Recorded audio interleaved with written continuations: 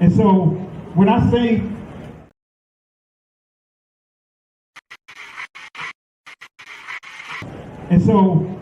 say Chinese, I want you to scream out the nation that's associated with this. For example, if I say Chinese, you're going to say what?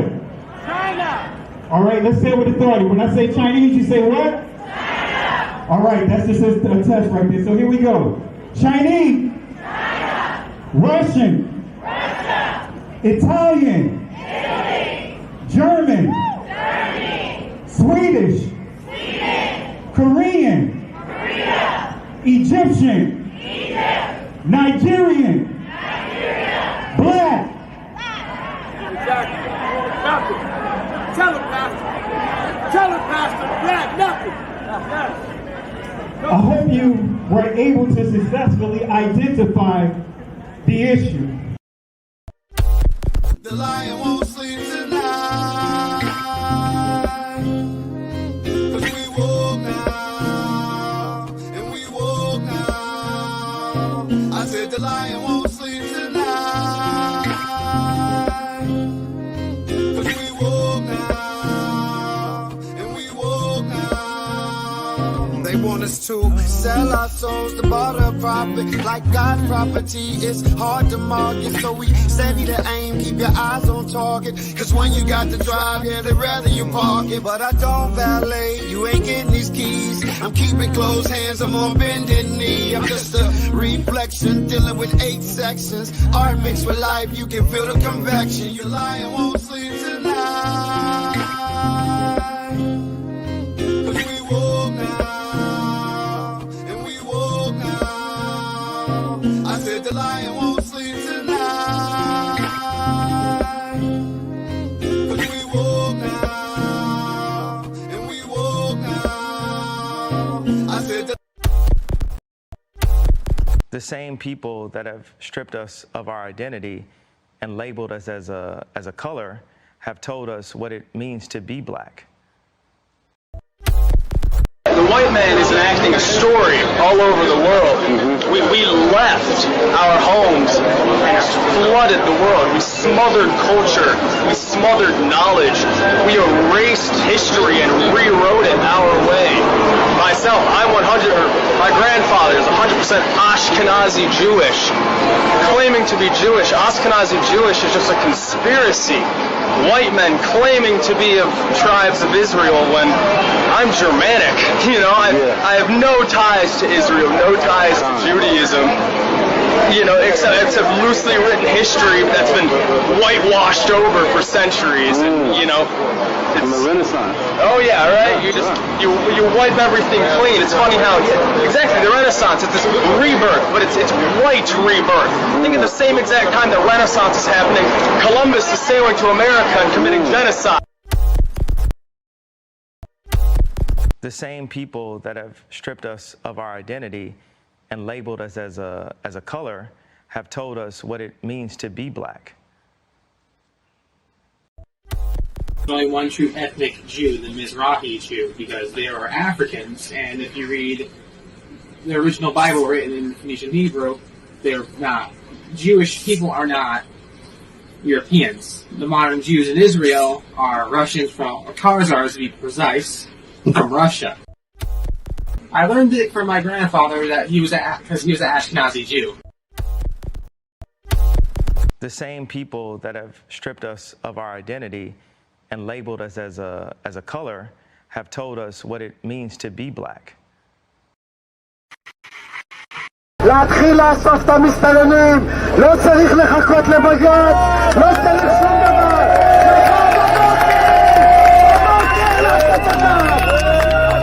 אני רואה חרא מחוץ לבית שלי, יריקות, פסיכופטים, אנשים שרק מחפשים איך לרצוח אותי בעיניים שלהם, אבל אף אחד לא מאמין לנו. אנחנו גזענים כדי לרצות לשמור על החיים שלנו ועל השפיעות שלנו. אז אני גאה בלהיות גזענית,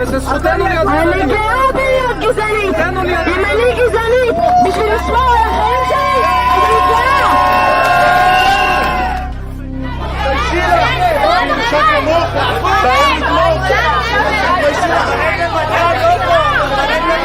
ממני יצועה, איך את זה? את עם קושי נשואה! את נשואה עם קושי! לכי את והוא! תלכי מפה! תלכי! את נשואה עם קושי! לכי! לא מתביישת!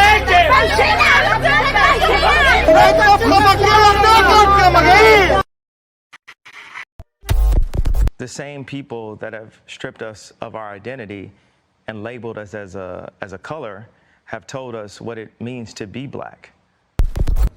But the CT scan has one more surprise for Alejandro. Shammai's ethnicity. Well, they have just told me that Shammai has a Nubian feature, which means that their ruling family was probably Nubian, and that was unexpected. Examining Shammai's anatomy closely, the thickness of his bones and the shape of his nasal cavity, the anthropologists think he was a black African, likely from neighboring Nubia. A huge revelation that challenges the prevailing image of the Egyptian ruling class. We always thought the ancient Egyptian elites were Mediterranean type. We always thought the ancient Egyptian elites were Mediterranean type. We always thought the ancient Egyptian elites were Mediterranean type. We always thought the ancient Egyptian elites were Mediterranean type. And in this sense, Shammai is representing the society of the frontier, in which different ethnic groups were mixed. At the end, it doesn't matter the color of your skin. Shammai was Egyptian. At the end, it doesn't matter the color of your skin. Shammai was Egyptian. At the end, it doesn't matter the color of your skin. Shammai was Egyptian.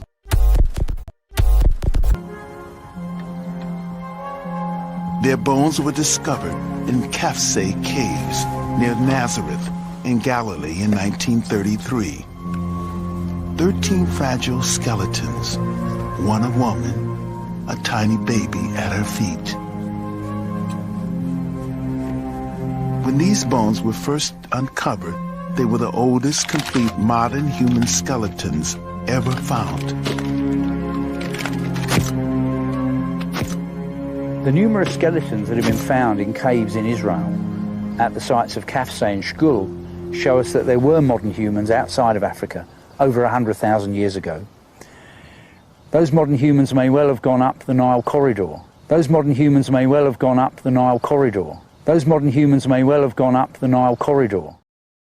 Herodotus, 450 BCE, who is considered the father of history, states that it is in fact manifest that the Colchidians are Egyptians by race. Several Egyptians told me that in their opinion, the Colchidians were descendants from the soldiers of Sesostris. I had conjectured as much myself from 2 pointers. Firstly, because they have black skin and kinky hair. Aristotle, 320 BCE, the great philosopher and father of scientific thinking, speaks rather derogatorily about the Egyptians, but nonetheless shows that he too regarded them as black skin. Those who are too black are cowards, like, for instance, the Egyptians and Ethiopians. But those who are excessively white are also cowards, as we can see from the example of women. The complexion of courage is between the two, in other words, brown or tanned.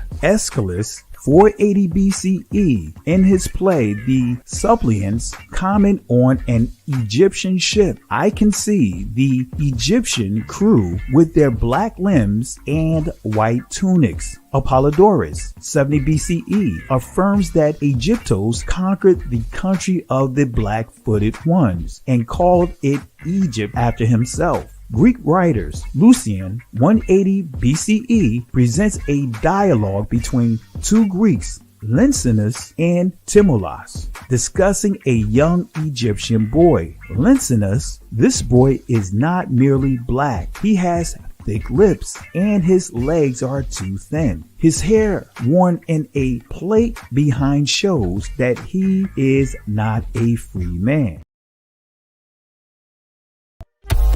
Now, the problem for me, it's not about color. It's not about white and black. This is a very reductive way to talk about things. This is the way that Americans talk about it. I'm very sorry. Like, I come from Egypt. Egypt has a very diverse color palette. People can look like me, or they can look deeper skin tone like Anwar Sadat, who comes from a Nubian origin. It's not about black and white. It's not about black and white. It's not about black and white.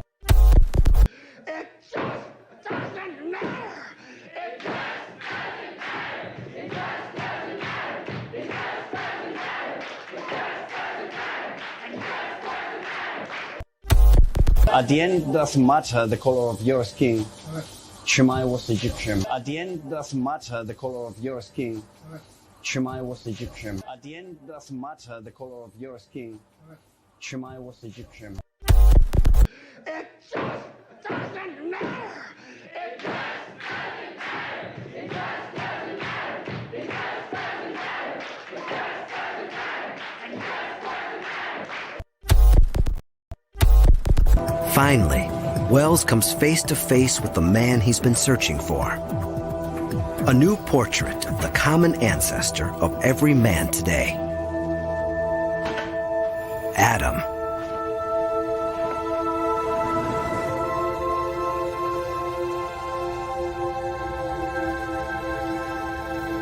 Without a skull, we can't know for sure what Adam looked like.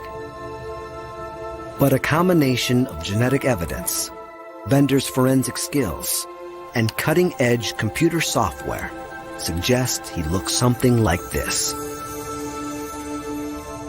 Thousands of years after the Bible, and hundreds of years after Michelangelo, we have a whole new face for Adam. I like the expression. He's got a very forceful look. You know, he's intent on something, maybe taking over the world. You know, you begin to get perhaps an insight into why these guys won out and why this guy's our ancestor.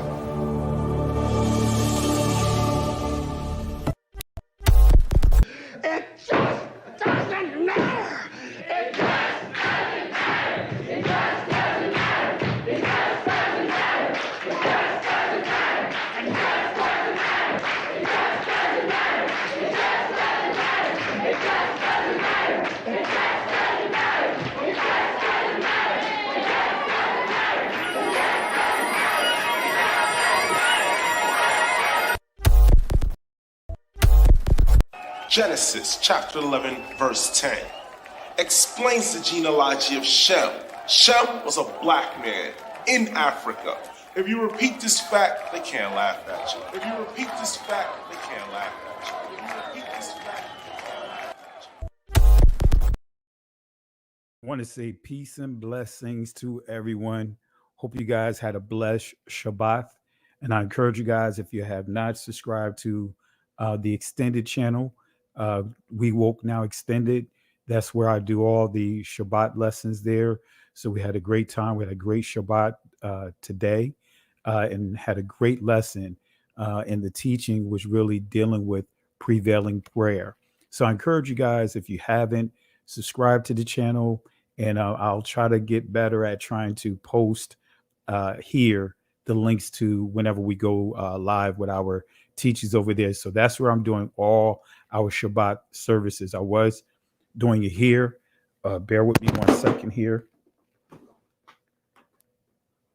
Ooh, man, my laptop was about to go dead on me. Oh, yeah, that's why you saw my camera move. Right. Let me make sure this thing is in. There we go. Sorry about that, family. So yeah, I encourage you guys to subscribe to that channel and more, just kind of save it. Every Shabbat, no later than 12:30 is when I go live to do the lessons there. So right now we are dealing with Exodus, right? We're dealing with Israel coming out after the Passover. So we're dealing with the 10 things that challenging things that they had to deal with.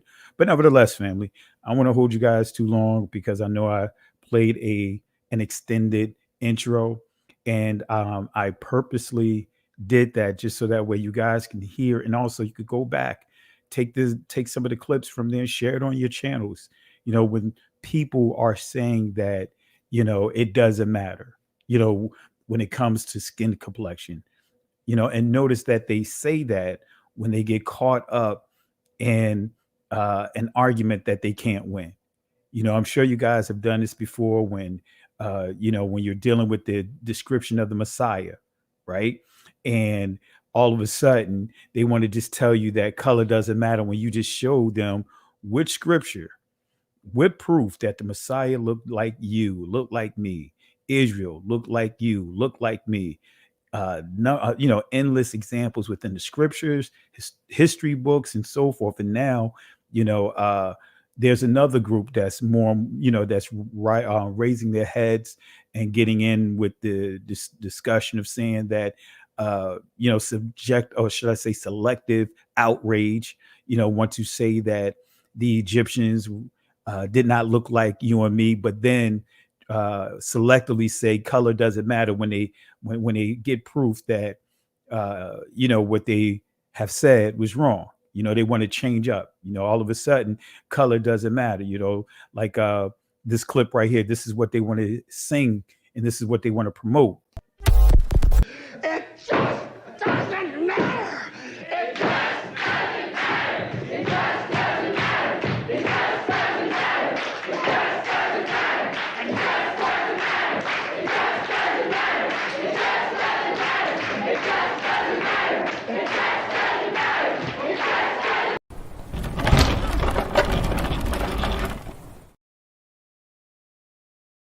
Had to deal with that before.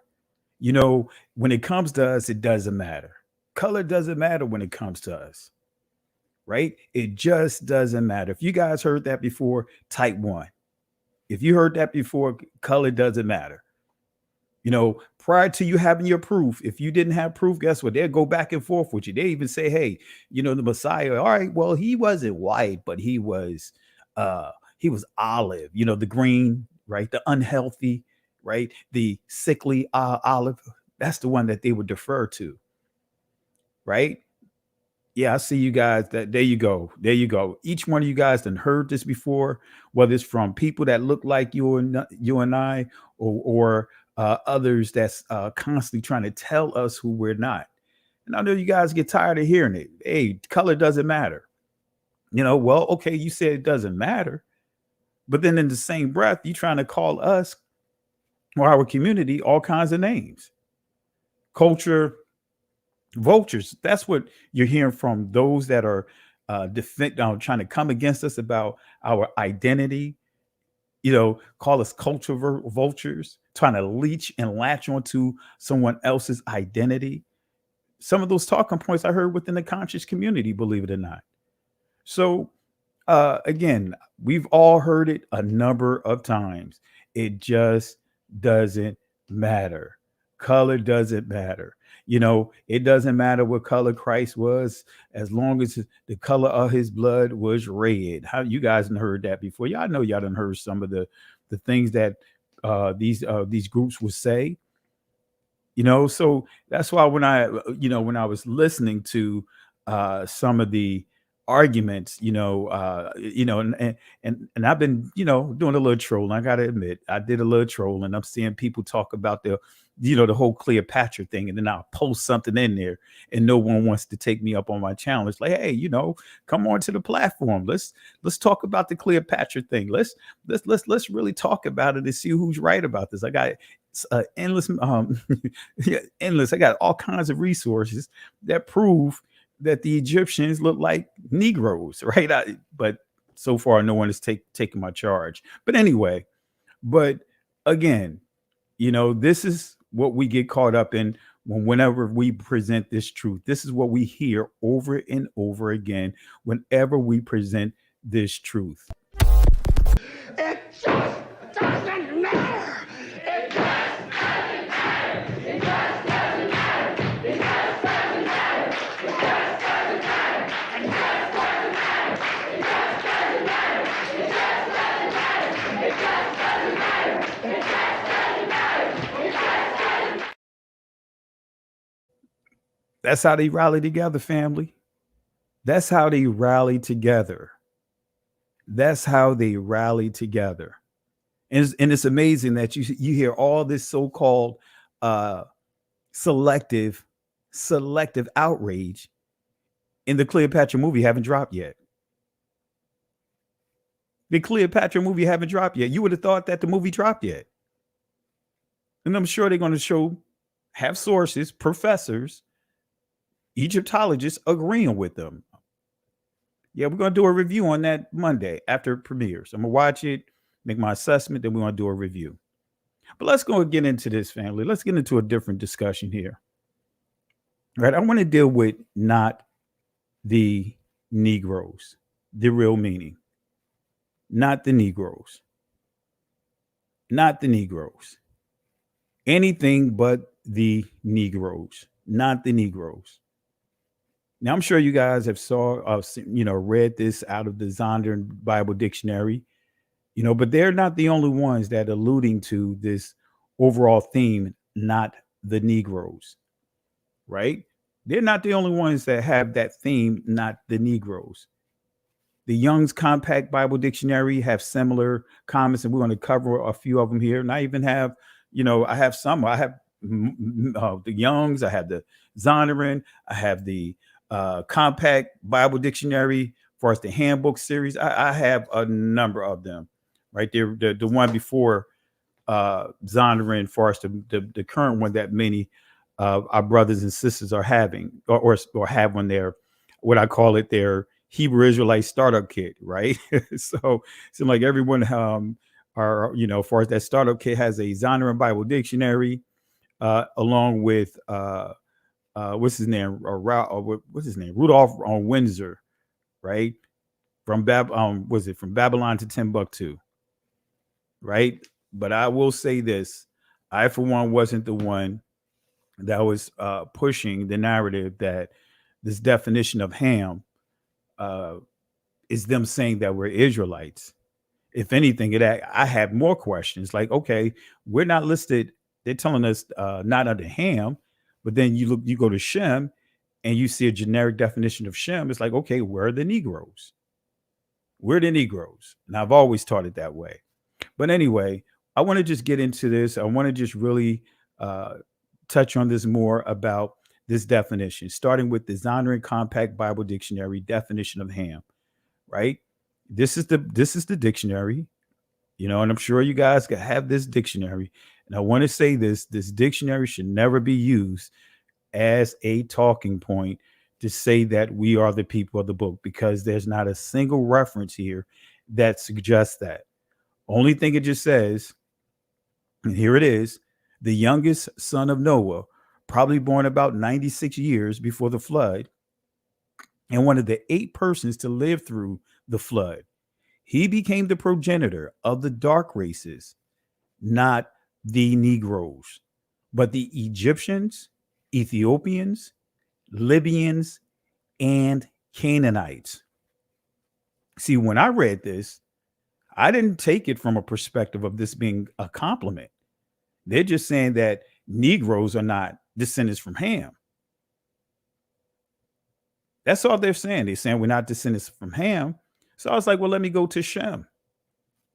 And I didn't see any entry about our people, about the Negroes.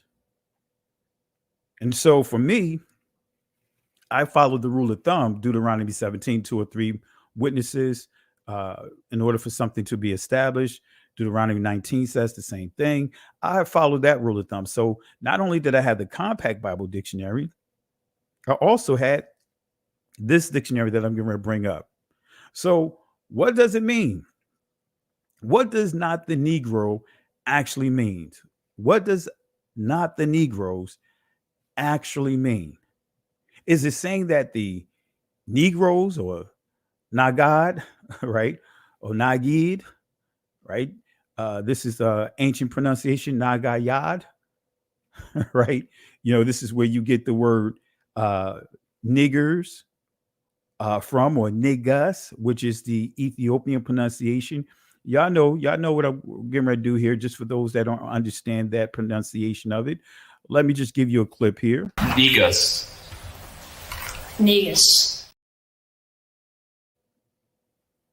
Right? If you guys needed to, be pronounced or put in a sentence for more for clarity, Here you go. Could you use it in a sentence? Real nigga roll call. Niggas bleed. Jigga my nigga. Niggas for life. Real niggas don't die. Shame on a nigga. Suck a nigga. Ain't no nigga. Ain't no nigga. Ain't no nigga. Niggas. And did you say the word loudly for the judges? Nigga. Niggas. One more time. Nigger. Niggas. Niggas. Nigga. Niggas. So anything but the Negroes. Anything or anyone but the Negroes. You have people that would rather worship a Martian Christ than a Negro Messiah. That's why they say he looks green, alien. You saw how this kid, I mean, he was under pressure, boy. Niggas. He was under pressure. And for those that are listening for the first time and, want to get clarity on how that word is pronounced, not Niger, not Simon the Niger. This is how you actually pronounce it. Strong's G 3526. Niger. Niger. Strong's G 3526. Niger. Niger. All right, that's how you pronounce it. Okay, but anyway, let's get into this. Is it saying that the Negroes are Israelites? I'm going to tell you it's not saying that. What is the true meaning of not the Negroes? What is the true meaning of it? Right? Let's go to Young's Compact Bible Dictionary definition of this word. Let's go here. Let's see what this dictionary says. Right? And notice what it says. Ham. It says a son of Noah and father of Cush, Egypt, Put, and Canaan. And it says, see further on each of these four that, but it goes on to say this. While they may have all been dark-skinned, they were not the forefathers of the Negroid races. Let me say that again. While they may have all been dark-skinned, they were not the forefathers of the Negroid races. So they're making it clear the Negroid races did not come through Ham.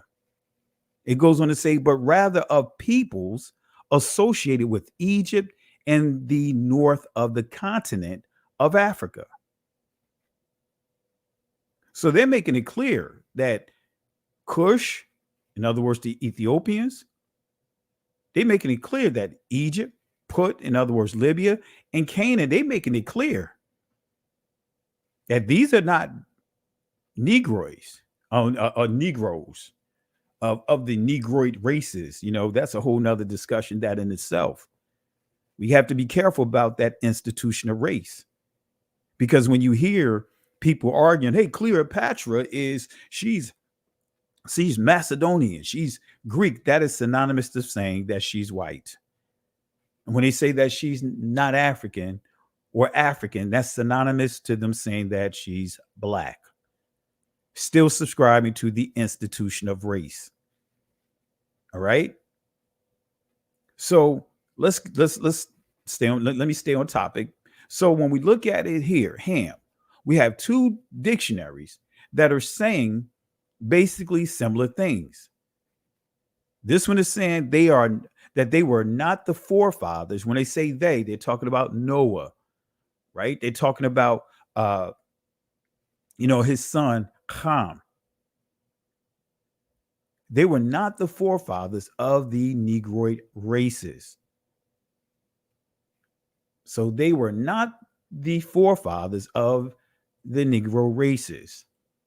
So again, the Zondervan Bible Dictionary says that Ham or Ham is the Hebraic pronunciation, Ham, just like you have instead of Kemet, Hamat, right?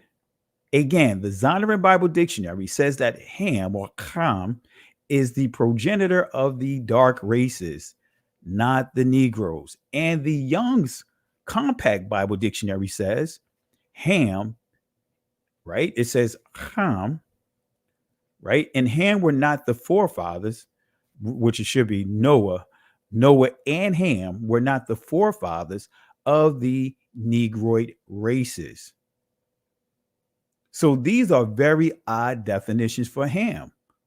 Both dictionaries do not list the Negroes or the so-called Negroid races under any of Noah's sons. You know we're not going to be listed under Japheth. And it's no coincidence that we're not listed under Shem. But they're making it clear that the Negroes are not associated with Egypt, Cush. First, when we say Cush, Ethiopia, Libya, Canaan. So who are we associated with, according to this phrase? So these are very odd definitions for Ham. Both dictionaries do not list the Negroes or the so-called Negroid races under any of Noah's sons. So if the Negroes is not listed under any of Noah's sons, what group does the Negro belong to? That's the question.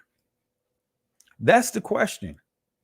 If we are not listed under any of the sons of Noah, then the question is, who are we connected to? Who are they connecting us to? Who are they connecting us to? What day of creation does this not the Negro mean? I want to use this as a source. And primarily, we're going to just come out of this book here, because this is going to tell us exactly what they mean when they say not the Negro. Not the Negro. This book, The Negro, a Beast, or In the Image of God, by Chas, or Chas, however you pronounce it, Carroll, in the 1900s. And this person spent over $20,000 to publish this book. That's a lot of money when you look at the date of when this book was published. Right? The Negro Beast, or In the Image of God, the Reasoner of the Age, the Revelator of the Century, the Bible as it is, the Negro and his relation to the human family. The Negro, a beast, but created with articulate speech and hands, that he may be of service to his master, the white man. The Negro, not the son of Ham, neither can it be proven by the Bible and the argument of the theologian who would claim such, melts to mist before the thunderous and convincing arguments of this masterful book. So let's start with page 75. And I'm telling you guys, I combed through this book thoroughly several times. Several times.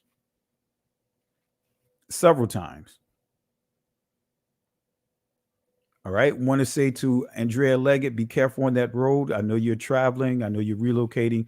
Be careful on that road, sis. All right. So let's go to chapter 3. And as you see here, the theory of evolution exploded. Man was created a man and did not develop from an ape.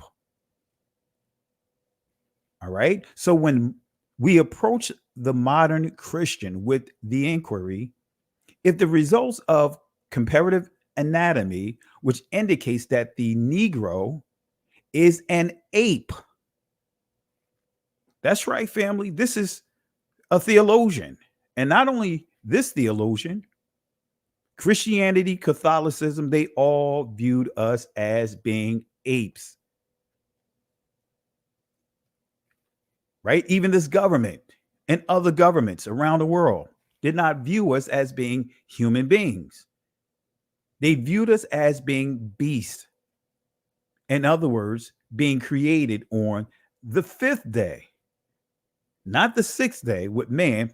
This is why you see not the Negroes. And that's why you don't see us listed anywhere within these dictionaries. All right. So an ape are of no value. And if he is a man, a descendant of Adam, from what branch of the Adamic family did he descend?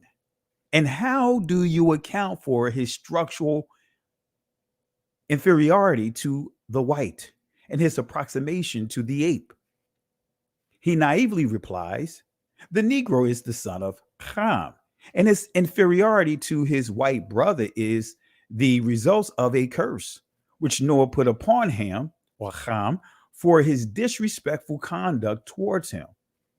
This monstrous theory was conceived in and has been handed down to us from the dark ages of ignorance, superstition, and crime. And because the church gave it to us, let me say that again, and because the church gave it to us, so the church perpetuated that so-called curse of Ham. It wasn't just the church, wasn't just Catholicism, wasn't just Christianity. Islam played a part in that. Judaism played a part in this. So this monstrous theory was conceived in and has been handed down to us from the dark ages of ignorance, superstition, and crime, because the church gave it to us. The devotees of enlightened Christianity accepted it as both sound and sacred. And yet our brothers and sisters have a problem with coming out of Christianity. Yet our brothers and sisters are still holding on to Christianity. None of us should be practicing Christianity. None of us should be practicing Catholicism. None of us should be practicing Islam. None of us should be practicing Judaism. The Messiah did not push Christianity, did not create Christianity.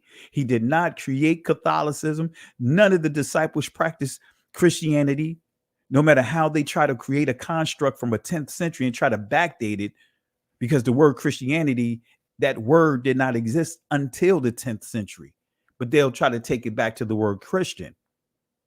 No, the Messiah didn't create Christians. The Messiah didn't raise up any Christians. I can go to the scriptures and show you that he raised up disciples to be followers of the way. I can show you in Acts that Paul made it clear that he's a follower of the way. But the Messiah didn't create Christianity. The Messiah didn't create Catholicism. The Messiah didn't create Islam. The Messiah didn't create Judaism. I'm going to add that to it. Those are man-made systems. The ancient Israelites were not practicing Judaism. This was their culture. Torah, the law, statutes, and commandments, their culture. But anyway, let me go back into this. So enlightened Christianity, right, accepted it as both sound and sacred.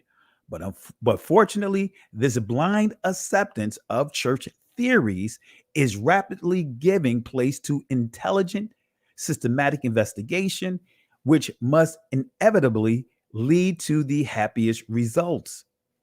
So again, the phrase, not the Negro, and not the forefathers of the Negroid races, alludes to the Negro not being connected to Adam, or what is called the Adamic bloodline. So this phrase is stating that the Negro is not part of the human race, but a beast. So Zondervan's definition of Ham is an expression of the supposed purity of white. That's all it is. The supposed purity of white. That's what it's all about.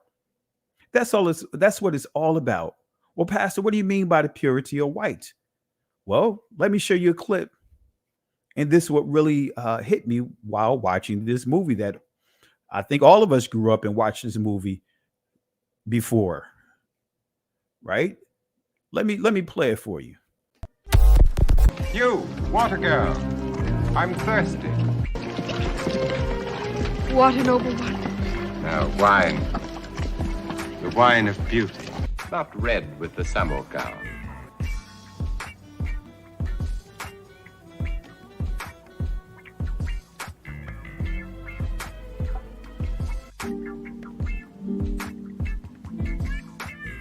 Nearer. Yeah, very lovely. Not that purplish flower. The purity of white. The purity of white. The purity of white.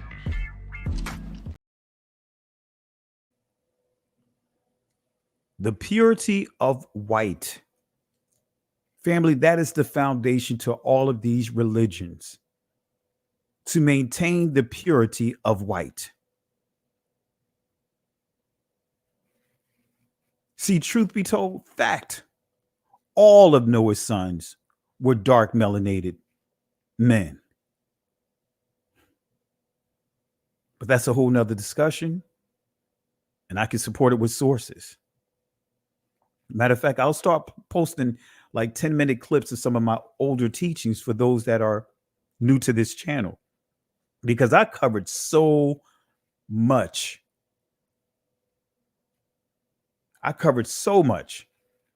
Right? So I'll start posting clips for you guys to be able to see some of the older teachings, because I know a lot of new people are coming on and may not be aware of how many videos I have. I didn't realize I did over 500 videos. I'm like, wow, that's a lot of videos, even though many of it are news clips. But I have a lot of foundational teaching that covers a number of different areas. But anyway, Zondervan's definition of Ham is an expression of the supposed purity of white. So again, he became the progenitor of the dark races, not the Negroes, but the Egyptians. So let's go to this source here. Let's go back to this source here, the Negro A Beast. And let's see what they say about the Egyptians. It says here, many of these mixed-blooded nations, such as the Chinese, Hindus, Egyptians, etc., have preserved more or less of the literature of their white ancestors. That's right, family. That's right, family. See, when they say not the Negroes, they're referring to the Egyptians, the Ethiopians, the Libyans, Canaan, to be descendants of white people. What? Be descendants of Caucasians. What? Anything that they deem to be an intelligent, right, group of people, ancient group of people, they want to take that and pull it over to themselves. What? Josephus talks about this. Josephus literally talks about this. And at the end of this, I will pull up Josephus and let you hear what Josephus said even back then about what the Greeks were doing, about how they were taking other cultures, other communities that they've conquered, take their history and hijack it, put their own names on top of it, and then they would steal it and backdated even at that time as if they were the originators of that. Right? So we'll get to that at the end. We'll get that at the end, just so that we can stay on target here. But again, Many of these mixed-blooded nations, such as the Chinese, Hindus, Egyptians, etc., have preserved more or less of the literature of their white ancestors. A careful investigation of their literature reveals the fact that they're remote ancestors. But nevertheless, the Negro Beast, author Chas Carroll, believed that the Egyptians were initially pure-blooded white. Then we see another group here. He became the progenitors of the dark races, not the Negroes, but the Egyptians. But let's see what he says about the Ethiopians. This declaration by Dr. Talmage that Moses practiced miscegenation and married a black woman from Ethiopia is false and is at once opposed to the teaching of scripture, of science, and of profane history. Number one, as has been shown, it was the desire of God that miscegenation should not be practiced. In other words, mixing. Hence, he would never have selected as the leader of Israel a degraded amalgamationist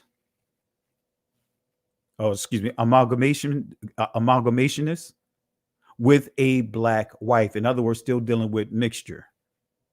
He would never have selected as the leader of Israel a degraded amalgamationist with a black wife. Number two, the punishment which God visited upon Miriam for her complaint against Moses because he had married an Ethiopian. Now, notice what it says, his family.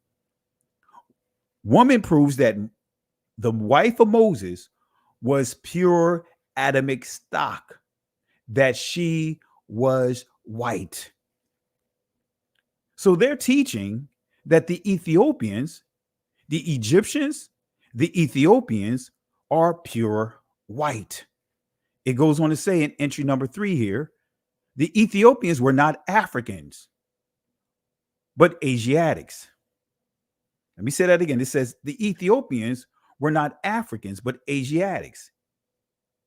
Ethiopia was located in the province of Oman in southern Arabia. On page 315, there is absolutely nothing in the text that would enable us to determine the complexion of the Ethiopian in the days of Jeremiah. A moment's reflection should convince us that it would be just as impossible for the pure-blooded white to change his skin complexion as it would for the pure-blooded Negro to change his. And guess what? I proved it wrong. Jeremiah 14 is dealing with ashy dark Negroes. Israelites. Says that they were mourning. The gates were compromised. And the scripture compares their skin complexion to the ground. The state of their skin, quadar, ashy black. They weren't wearing sackcloth. They weren't wearing sackcloth and ashes. They were dealing with a drought. Their skin was cracked and ashy, just like the ground, because in verse 4, it describes the ground as being chapped. In the proper context of Jeremiah 14 is describing the Israelites as being dark and ashy because of the famine, because of the drought in that area during that time. But notice they said here, the complexion of the Ethiopians in the days of Jeremiah. A moment's reflection should convince us that it would be just as impossible for the pure-blooded white to change his skin, in other words, complexion, as it would for the pure-blooded Negro to change his. You know, they asked the question, can an Ethiopian change his skin complexion? So that's what this writer is countering. Come on, family. These sentiments are still being echoed today. This is still being echoed today, family. This delusion, this deception is still being echoed today. But let's continue here. Let's continue. The Negro a beast, Arthur Chas Carroll believed that the Ethiopians were initially pure-blooded white. So we got the Egyptians, we got the Ethiopians. Let's go next here. Who's next up here? So it says he became the progenitors of the dark races, not the Negroes, but the Egyptians, the Ethiopians, Libyans, and Canaanites. Let's see what they say here. Notice what it says. Thus, the Bible clearly teaches that though Ham offended Noah, there was no curse put upon Ham or Ham in consequence of it. Forced by the plain teaching of the Bible to abandon his original position, the modern Christian hastily seeks shelter for his brother in black, and the theory that it was Canaan whom Noah cursed and changed into a Negro. Now, let us investigate and see what we are called upon to believe in order to accept this absurd proposition.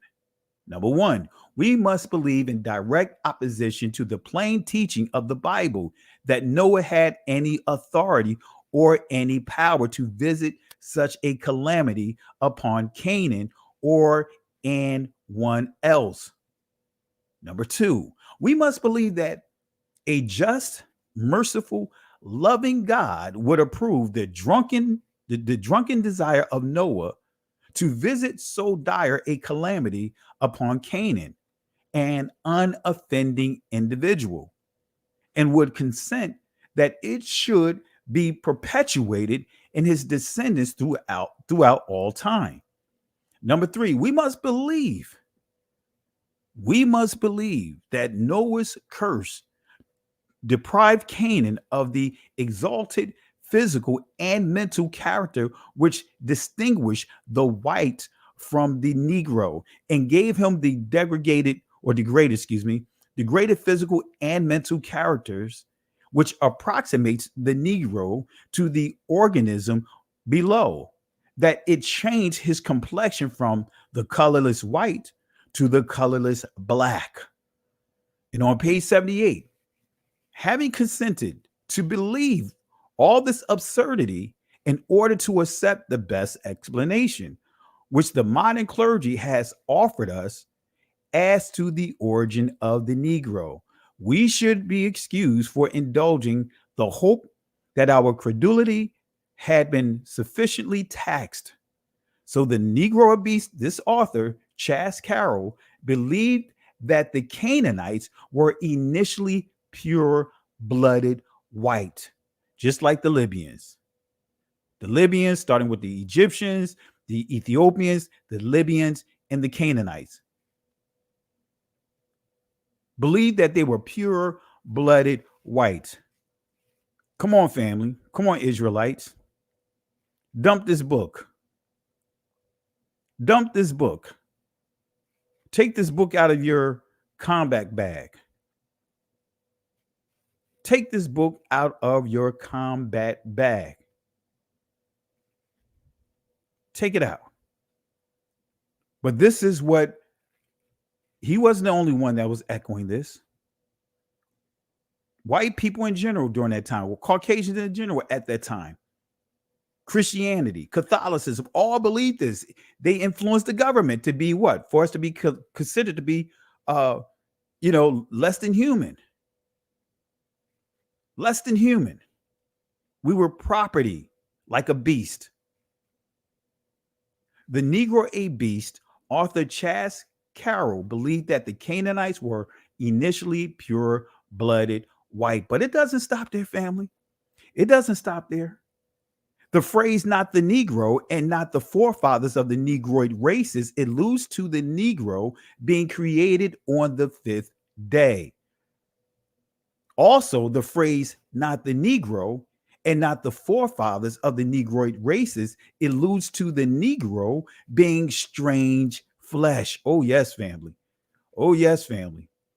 Oh, yes, family. I know we got some of you guys that are really deep into the Nephilims. Oh, I got a treat for you.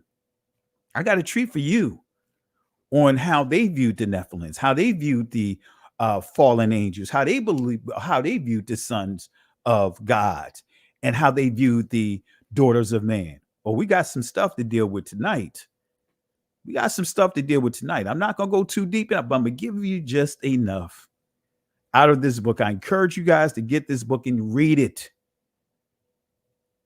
Let's go to page 142 of the same book. In the epistle of Jude, we find not only the most positive proof that Cain's partner in sin was a female, but that she was not of Adamic flesh. It will be observed that Jude at once arraigns the men of his day on the charge of amalgamation, in other words, mixing, giving themselves over to fornication and going after strange flesh. Yes, family, they viewed the Negro, us, our people, our skin complexion, as being strange flesh. That's right, family, strange flesh. Now, I want you to hold on to that thought of strange flesh, because that's going to be the same things that's echoed with the Jewish community. What? That's right, with the Jewish community as well. Man, we got to give a three-piece.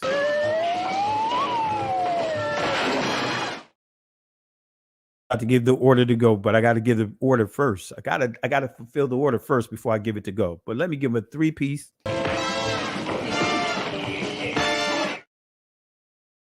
Give it a side here.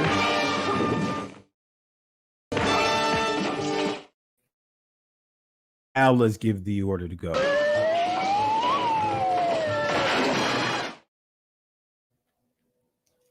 Yeah, family. If y'all doing thorough study on the Nephilims, y'all better pay attention. Y'all better do y'all research. Read this book and see what they say about the Nephilim.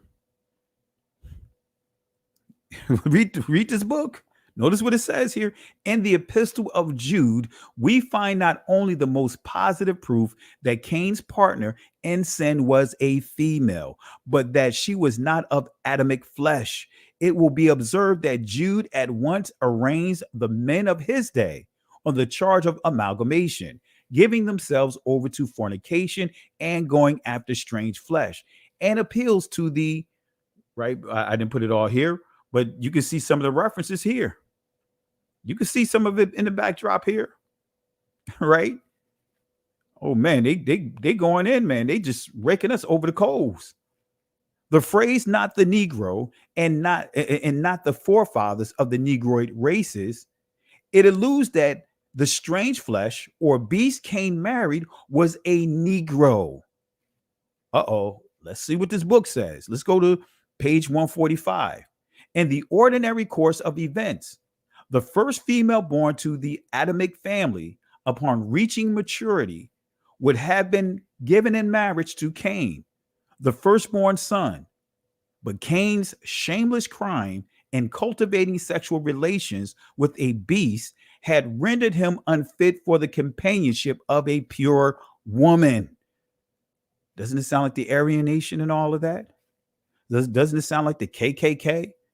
Doesn't this echo the same things? Let me read it again. In the ordinary course of events, the first female born to the Adamic family upon reaching maturity would have been given in marriage to Cain, the firstborn son, but Cain's shameful crime in cultivating sexual relations with a beast.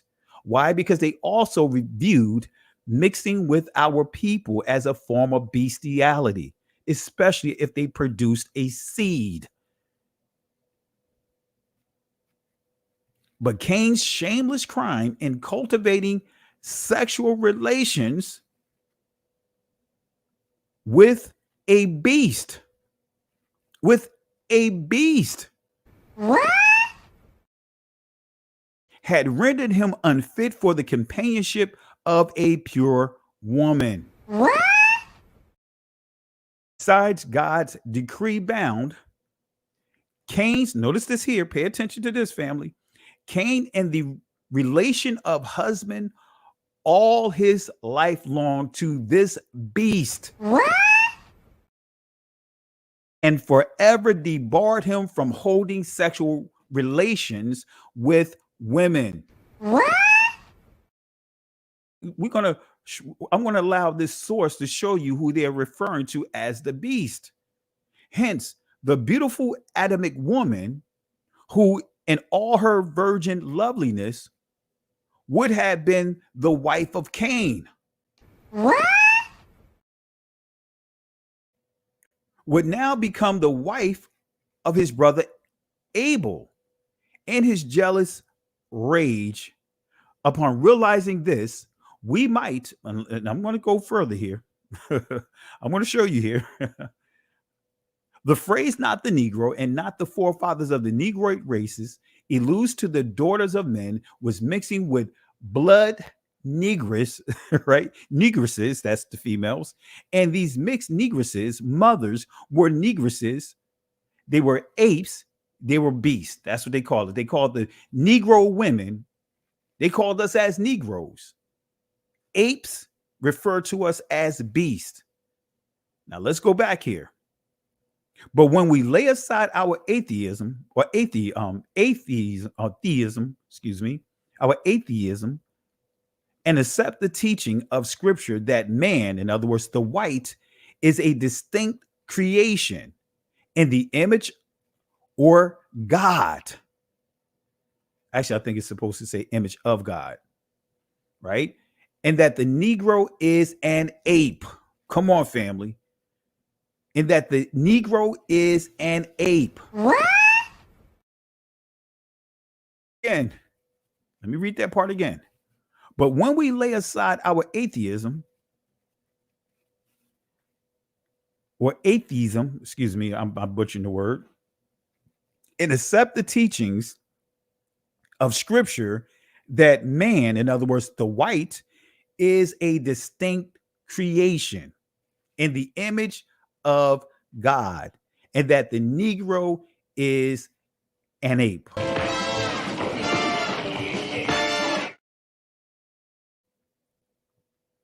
The mystery with which atheism, excuse me, I'm butchering the word, has enveloped this text disappears, and it becomes plain that the sons of God were white males.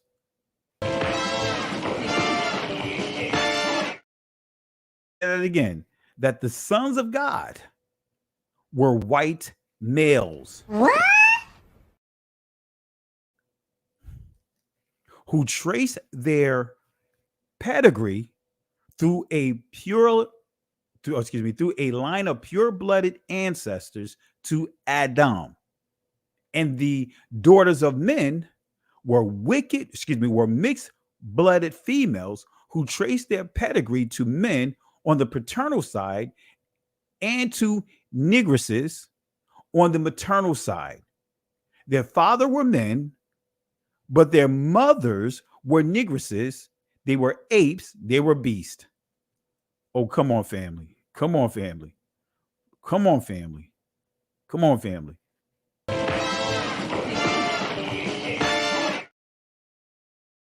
These are the same people, the sons and daughters of these people. These are the same people that would tell us that color doesn't matter. It just doesn't matter. It just doesn't matter. It just doesn't matter. It just doesn't matter. It just doesn't matter. It just doesn't matter. It just doesn't matter. It just doesn't matter. It just doesn't matter. It just doesn't matter. It just doesn't matter. It just doesn't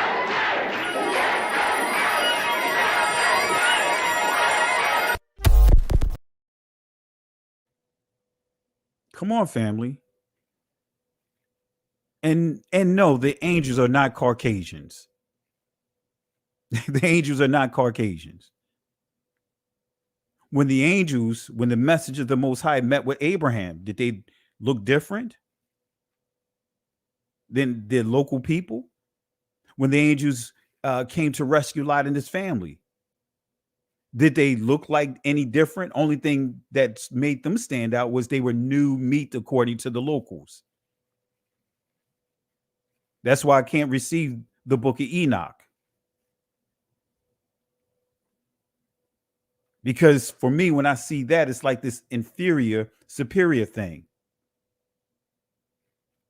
So the daughters of men, as you see here, the daughters of men were mixed-blooded females who traced their pedigree to men on the paternal side and to the negresses on the maternal side. In other words, the mother's side. Their fathers were men, but their mothers were negresses. They were apes. They were beasts. So they said on the father's side, the white, they're men.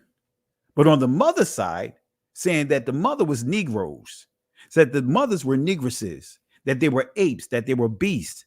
Hence the unions between the male descendants of Adam and these mixed-blooded females resulted in further corrupting the flesh of the earth and finally led God in his wrath and disgust to destroy them with the deluge as shown by the following. That's supposed to be a TH there. The following.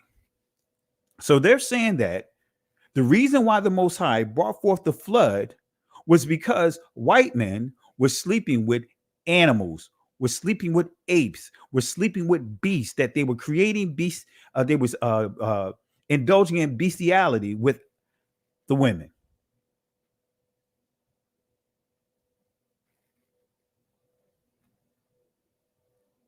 You know, and I tell you, family, we're going to get into that other stuff, man. Not tonight, though. Not tonight. Because we have to be careful. A lot of the stuff that we start pushing comes from these people. Comes from these people. We have to be careful when we start dealing with certain subjects, because a lot of our understanding, many of us still teach it from the lens of the oppressors, from prophecy, from love, from Messiah, from faith. All of those are coming from the lens of the oppressor. So male descendants of Adam and these mixed-blooded females resulted in the further corrupting of the flesh of the earth and finally led God in his wrath and disgust to destroy them with the deluge as shown by the following. Right? Family, there's so much I could pull out of here, but I'm not. I had to, I want to, keep it simple tonight. And let me show you what the Talmud actually says about the Negro. This is why we see this video here. Let me play the video before I show this, going to the Talmud. Because likewise, right, the Talmud echoes these same sentiments. They don't look at our people as being human. And I'm going to prove that. I'm going to prove that to you. But let's hear, again, some clips from over in Israel. Some of the racism that dark melanated people has to deal with, the challenges that they have to deal with over in Israel, the genocide that they were being subjected to over in Israel. Let's play that. Let's see how you guys respond to that. This was part of the intro. להתחיל לאסוף את המסתננים, לא צריך לחכות לבג"ץ, לא צריך שום דבר.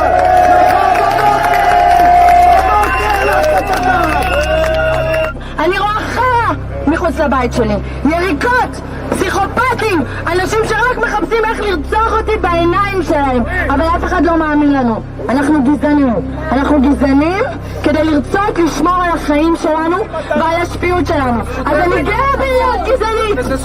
אני גאה בלהיות גזענית. אם אני גזענית בשביל לשמור על החיים שלי, אז אני גאה.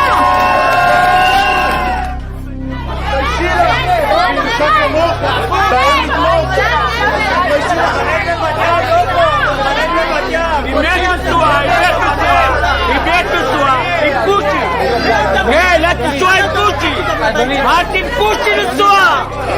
את נשואה עם קושי! לכי את והוא! תלכי מפה! תלכי! את נשואה עם קושי! לכי! לא מתביישת!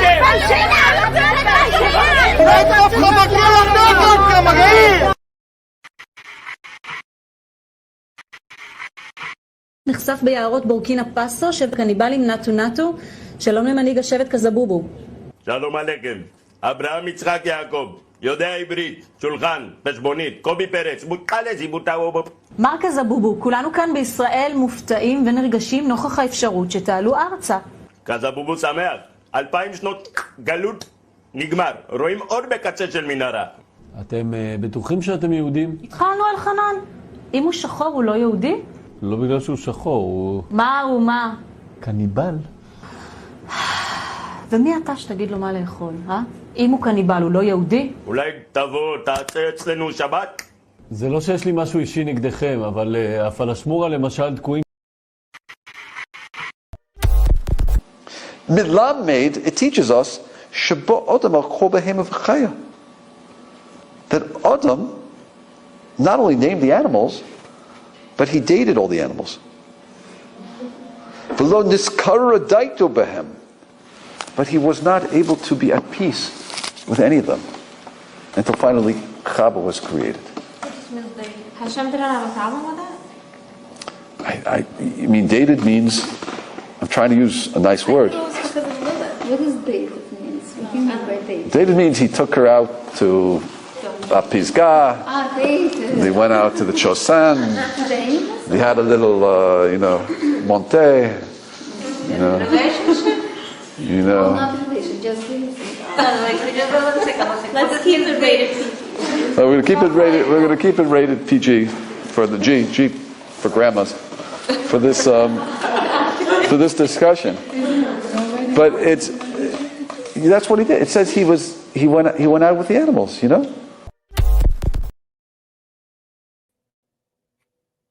Yep, family. Yep, family. Went out with the animals. Went out with the animals. And of course, we are referred to as being beast. Created on the 5th day. So let's touch on what the Talmud says about our people. The Barakoth 58b. Notice what it says here. Right? It says, on seeing pockmarked persons, one says, blessed be he who makes strange creatures. An objection was raised. If one sees a Negro, a very red or very white person that's dealing with someone with albinism, a hunchback, in other words, a deformed Negro, or a dwarf dealing with like the Twas, the pygmies, that have fallen in that category. Right? So they refer to us as being what? Strange creatures, which is synonymous to being strange flesh, as we highlighted in this book. It goes on to say, our rabbis taught on seeing an elephant, an ape, or a long-tailed ape. This is all in the same paragraph. This is all in, we are being compared and use synonymous, in the same breath as apes. Come on, family. Let's call it what it is. On seeing an elephant, an ape, or a long-tailed ape. One says, blessed is he who makes strange creatures. In other words, what this is saying, makes strange flesh. That's what it means. That's what it means. Blessed is he who makes strange flesh. All right. Why is the Negro referred to as strange creatures? Why is the Negro is in the same breath with apes?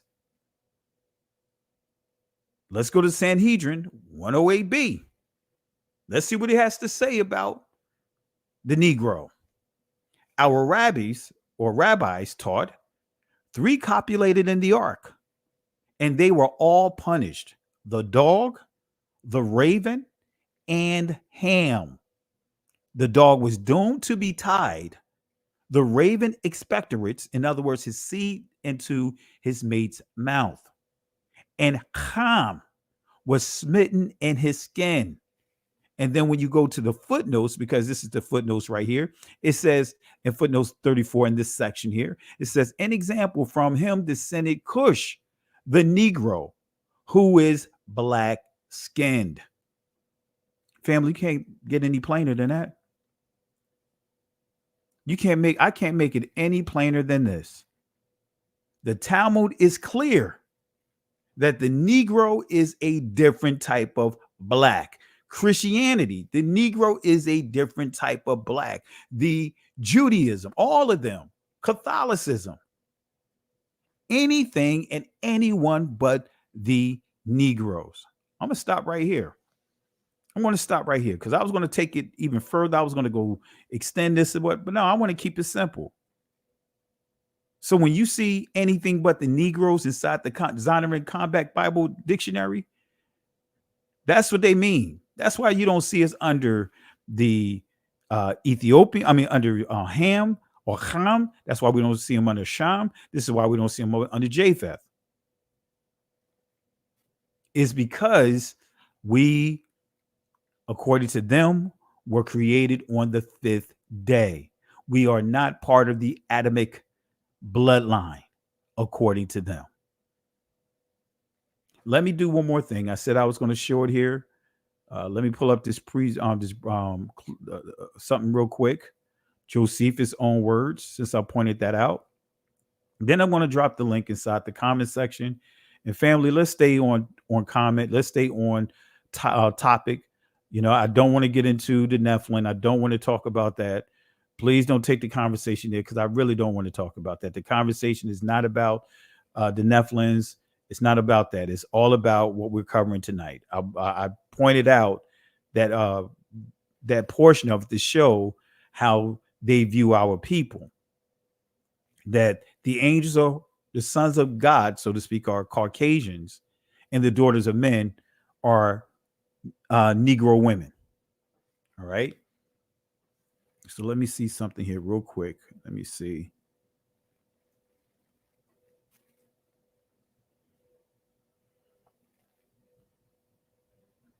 All right, let me pull something up here. Josephus. All right. Bear with me 1 second. Let me see if it's in this one here. Let's see here. I'm just looking for the quote by Josephus. Bear with me 1 second, family. All right. Yes, I have it here. Let me go ahead and copy this over. These are the words of Josephus.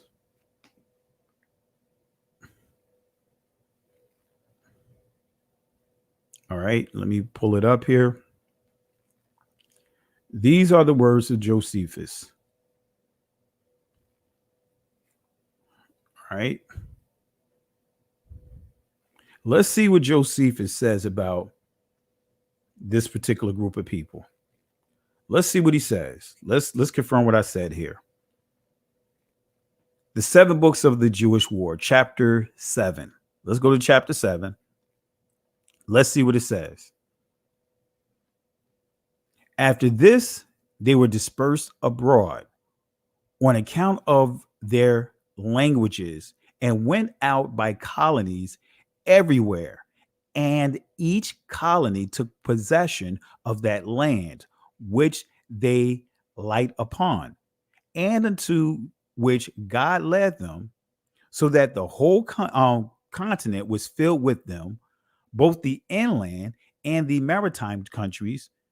There were some also who passed over the sea in ships and inhabited the islands.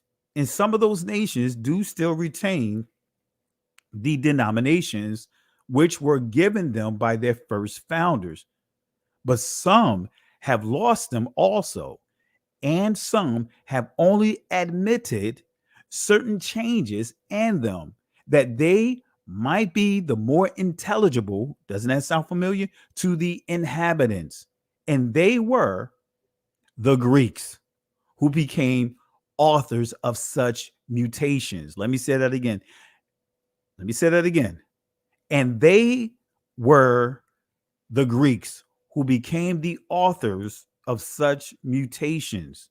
For when and after ages they grew potent, they claimed to themselves the glory of antiquities, the glory, the reputation, because glory, the Hebrew word is kabod. Kabod is synonymous to shan, which means reputation. So the glory of antiquities, we're talking about the old times, the ancient times of that time, giving names to the nations that sounded well in Greek, that they may be better understood among themselves, in setting agreeable forms of government over them, as if they were a people derived for themselves. So Josephus already he bore witness here, telling us how the Greek was culture vultures, how they was going from nation to nation, hijacking their heritage. Right? Come on, family. Taya, I'm not sure what you mean. Where are the precepts for this book? The book itself speaks for itself. This is a historian. So I'm not sure what you mean by where the precepts for this book, but if you mean what's the name of this book, I'll drop the link inside the comment section. But I'm not understanding your comment. Where are the precepts for this book? No, I gave you the precept. The precept is this a witness, an eyewitness to what the Greeks were doing at that time.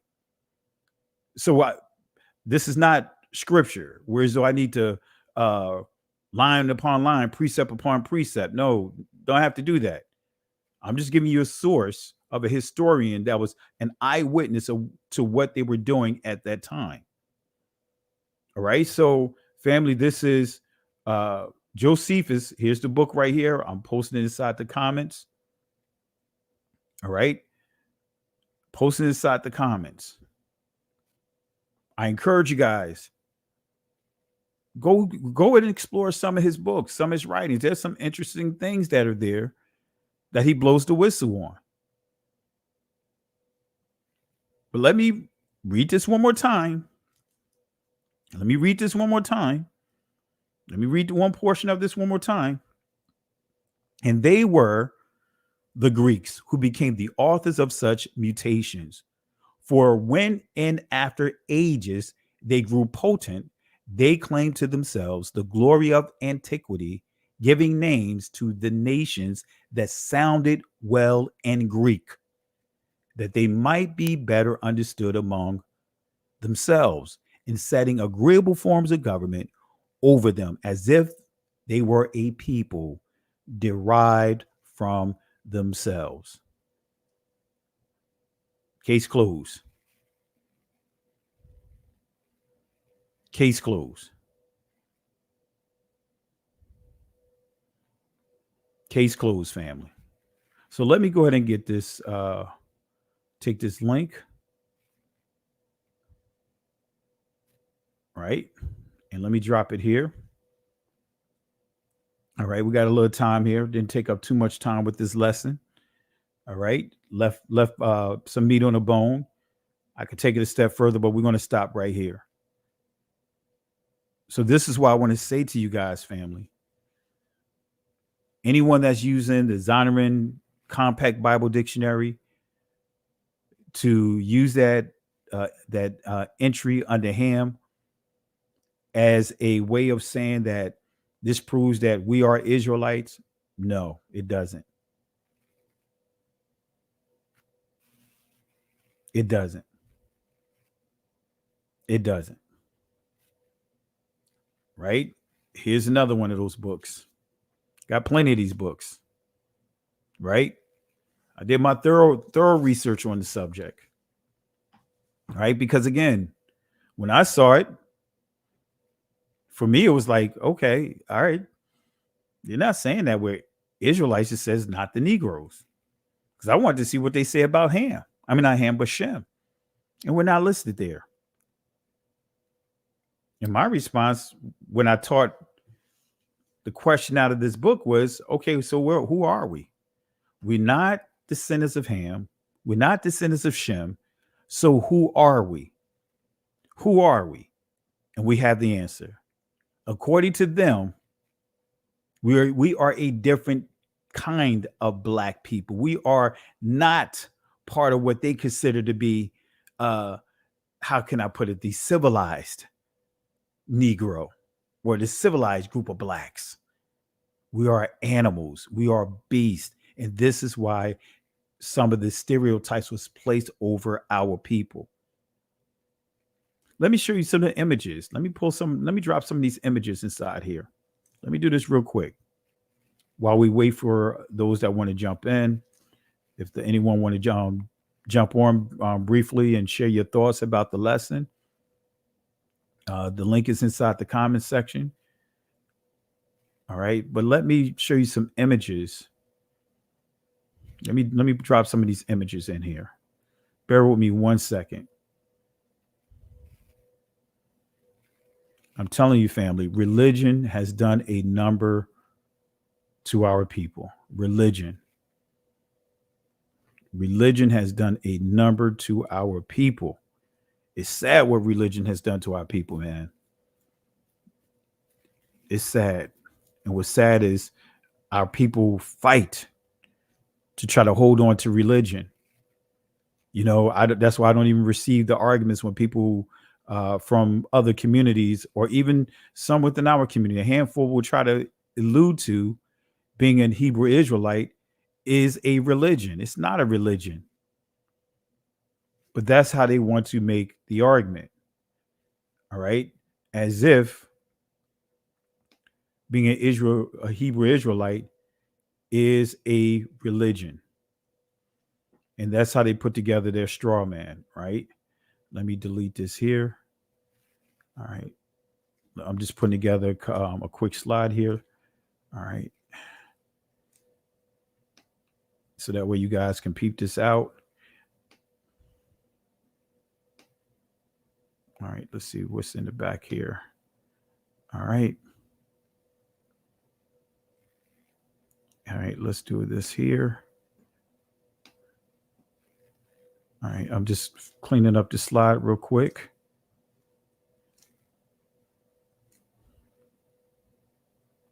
All right. So I'll do one more slide. All right. And I'm going to take this off of here. All right. I'm going to put this here. All right, family. I'm just putting some slides together real quick so you guys can see. And I'll let you read the captions as well. All right. There we go. All right. Let's see here. So we want to take this off. Take this off. And take this from the previous slide here. I'm going to take that. All right, and let me put that over here. All right, family. Now I'm going to go ahead and let me zoom this in a little bit. All right. All right. Let me do one more thing. All right. Okay, let me do one more thing. Almost done here. Just kind of putting a couple of things in order. All right. So it's all right. Now these are some of the images that and you guys probably seen this in my timeline. Some of the images that I posted in the timeline, and those images are from this book. All right. So let me go ahead and show you these images here. All right. Let me see here. All right. Let me do this again. All right. All right. Okay. All right. Here we go. All right. Let me show you some of these images. All right, let's see if anyone's in the back here. All right, Kaya, I'll bring you here, and let me bring you in right now.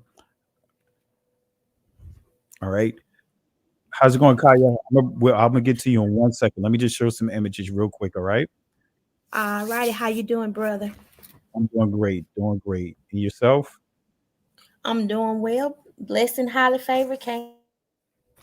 Yeah, it's been good. That's great. That's great. Hallelujah. But I'm gonna show these couple of images real quick, and then I'll let you provide your thoughts. All right. Okay.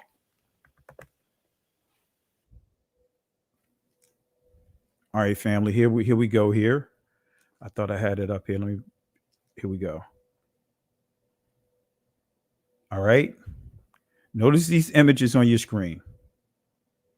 Right. But yet we try to hold on to these religious systems as a people, which we should not.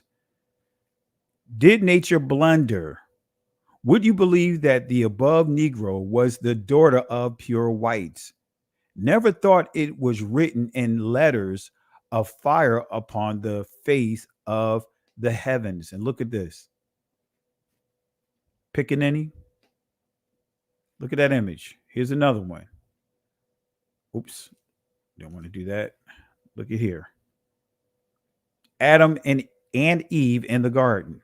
Where does the line of kinship between God and Adam and Eve connect with the Negro? Notice how they have direct line of kinship with God. So saying that Adam and Eve, the Caucasian people, were created in the image of God. And notice how the typical exaggerations of our features to make us look like we're beast, to make us look like we're primates. Notice how the exaggeration of the mouth, the exaggeration of the nose, the tiny beady eyes, the shape of the head, the oblong shape of the head. All right, let's show it. Let's zoom in on another. Right, does like begat like?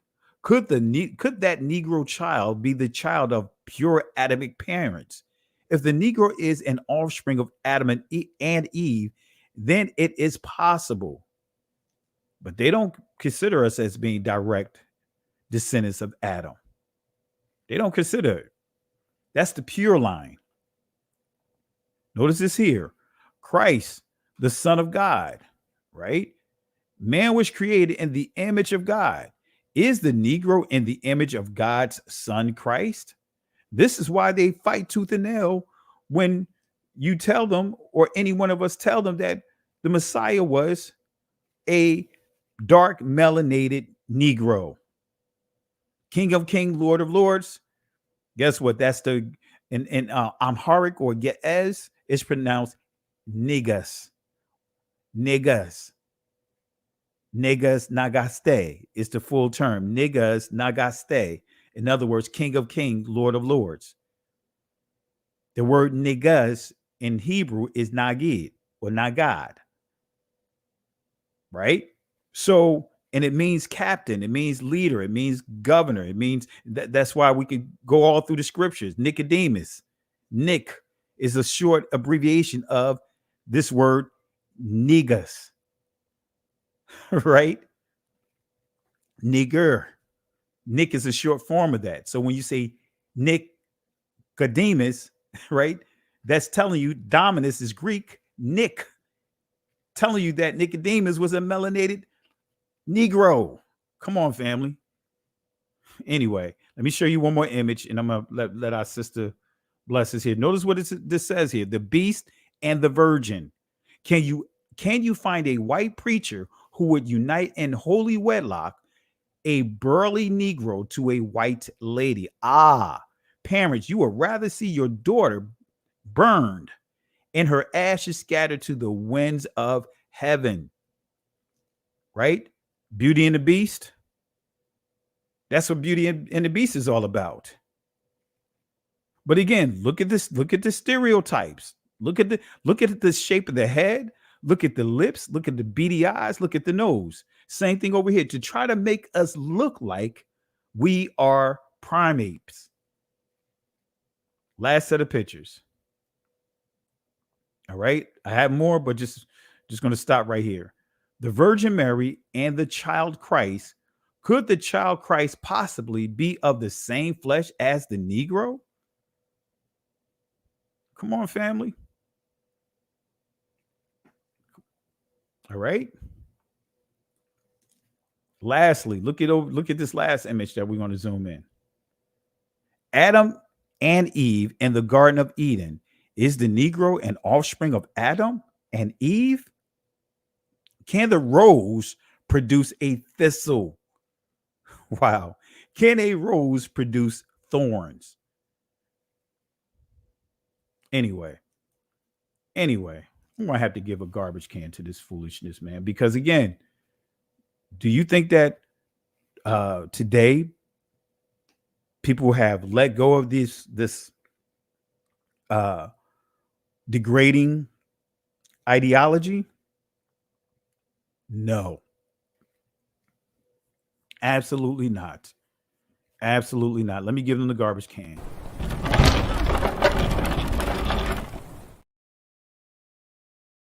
Kaya, got you here.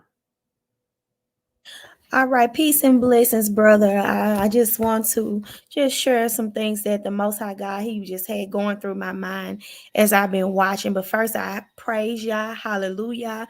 I thank Yah for giving you this knowledge to share with us because it's highly needed. And I just want to encourage all of the parents who are listening in. These things that we're learning as we're taking all of this knowledge in, let's make sure that we're not being woke out here and not teaching this stuff to our children. You know, it should never be another generation of our babies who don't know the truth about who they are and about who our oppressors are. But just to add on to all of this great knowledge that we got from you, Pastor Kelly, you know, what this whole message that you share with us tonight, this lesson, it helps us to understand, like you said, why they view us the way they do, why they treat us the way they do, even though they try to say color doesn't matter, we're all human. It's because they truly don't believe in the Torah. They don't believe in the Bible. They are following these Jewish fables, and they are following the lies from the books that their ancestors created, which does not line up with the biblical information about who the true children of Israel are, or about who we are. You know, for example, you know, the Bible tells us that, you know, Christ's skin, or, you know, Yahusha's skin was so dark that it looked as if it was burned in an oven. There's no way that, you know, Christ could be Caucasian if the scriptures tell us something different. Furthermore, there are several scriptures that talk about how the children of Israel skin was dark, like you said, during the famine, and when they got sick or what have you. Or well, what I want to add on to that is that we know that even when our own people develop some type of ailment or illness, many a times that's exactly what happened to them. Their skin turns dark. Even when the spirit leaves the body, you know, and a loved one passes away, the skin turns darker. So it's like we have to make sure that we are taking the religious lies and the religious lens off of our eyes and asking the Most High to take the spirit of confusion off of us and give us a double portion of the spirit of discernment, and read those scriptures for ourselves instead of continuing to follow these religious lies, because religion is not lining up with the Bible. Religion is keeping our people in darkness, and I'm not talking about our beautiful skin, but the spiritual blindness is what I mean. So that's all I really hold on 1 second, sis. Let me let you catch some wind, because you said a mouthful, which is a good thing. So let me let you get some wind here. Let me show this here. I know you're gonna laugh at it, but I'm going to show this little clip here.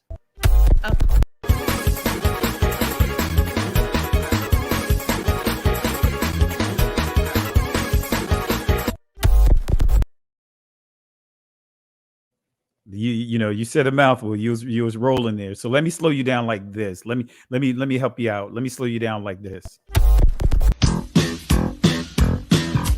Life is like a hurricane here in Duckburg. Race cars, lasers, aeroplanes. It's a duck blur. but you're absolutely correct, fam. Sis, this is the stuff that we need to be teaching.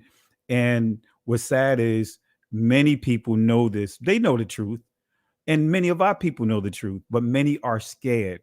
It's so many pastors, and some of the saddest things as a bishop that I used to be connected with, for us, and it was an organization of pastors. I'm not going to mention his name, and I was part of his organization with our assembly, right?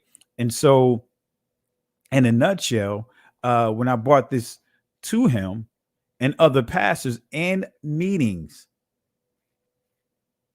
the response was, I'm almost 70 years old. Where am I going to go? If I teach that, then all the people can possibly leave. Who's going to take care of me? That was his response.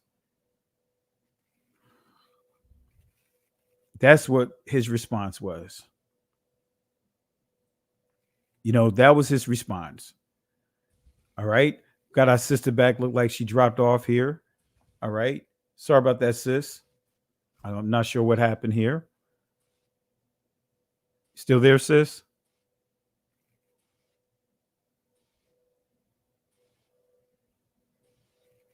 All right. Can't hear you. If you want to unmute yourself.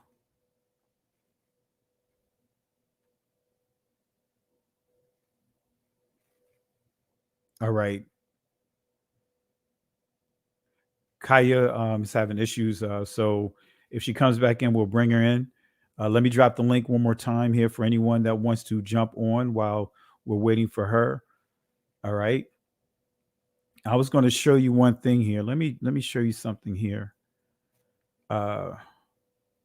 Because Kaya said a mouthful. She was nailing it. She nailed it.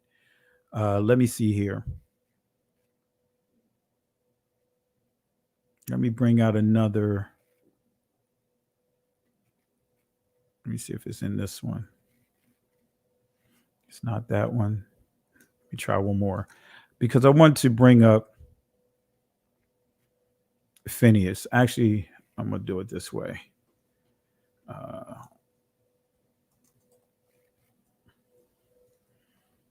right. This is part of the lesson that I did a while back called Anything But the Negroes, the Martian Christ, but the versus the Negro Messiah. So let me bring this in. And I want to touch on something real quick, as she pointed out about, let me stop this here.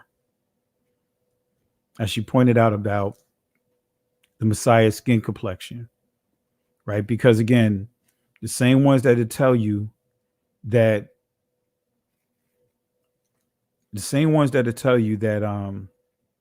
let me remove this. They're the same ones that tell us that skin color doesn't matter, but it matters to them, and again, that's why the modern Egyptians made such an uproar over what Kevin Hart said. That's why they're making it a big deal about this movie here, because anything but the Negroes, even though we have proof, right? We have scientific proof substantiating that the ancient Egyptians were Negroes, right? They were Negroes, but they don't care. They don't care. Let me see here. Where is, right? Let's pull up Phineas, right? And I'm telling you, family, if you really want to understand the description of the Messiah, when it says that His voice was as the sound of many waters, right? In order to understand that, you're going to have to understand Phineas, right? Phineas. Let me pull this in here, and I'm going to drop the link again for anyone that want to jump on. But let's deal with Phineas real quick, right? In order to understand Revelation, Phineas is going to give you clarity dealing with his voice, right? Because let me show you what Phineas means. This is Phineas, mouth of brass. Let me say that again. Phineas, mouth of brass, or from old Egypt, Phineas, the Negro.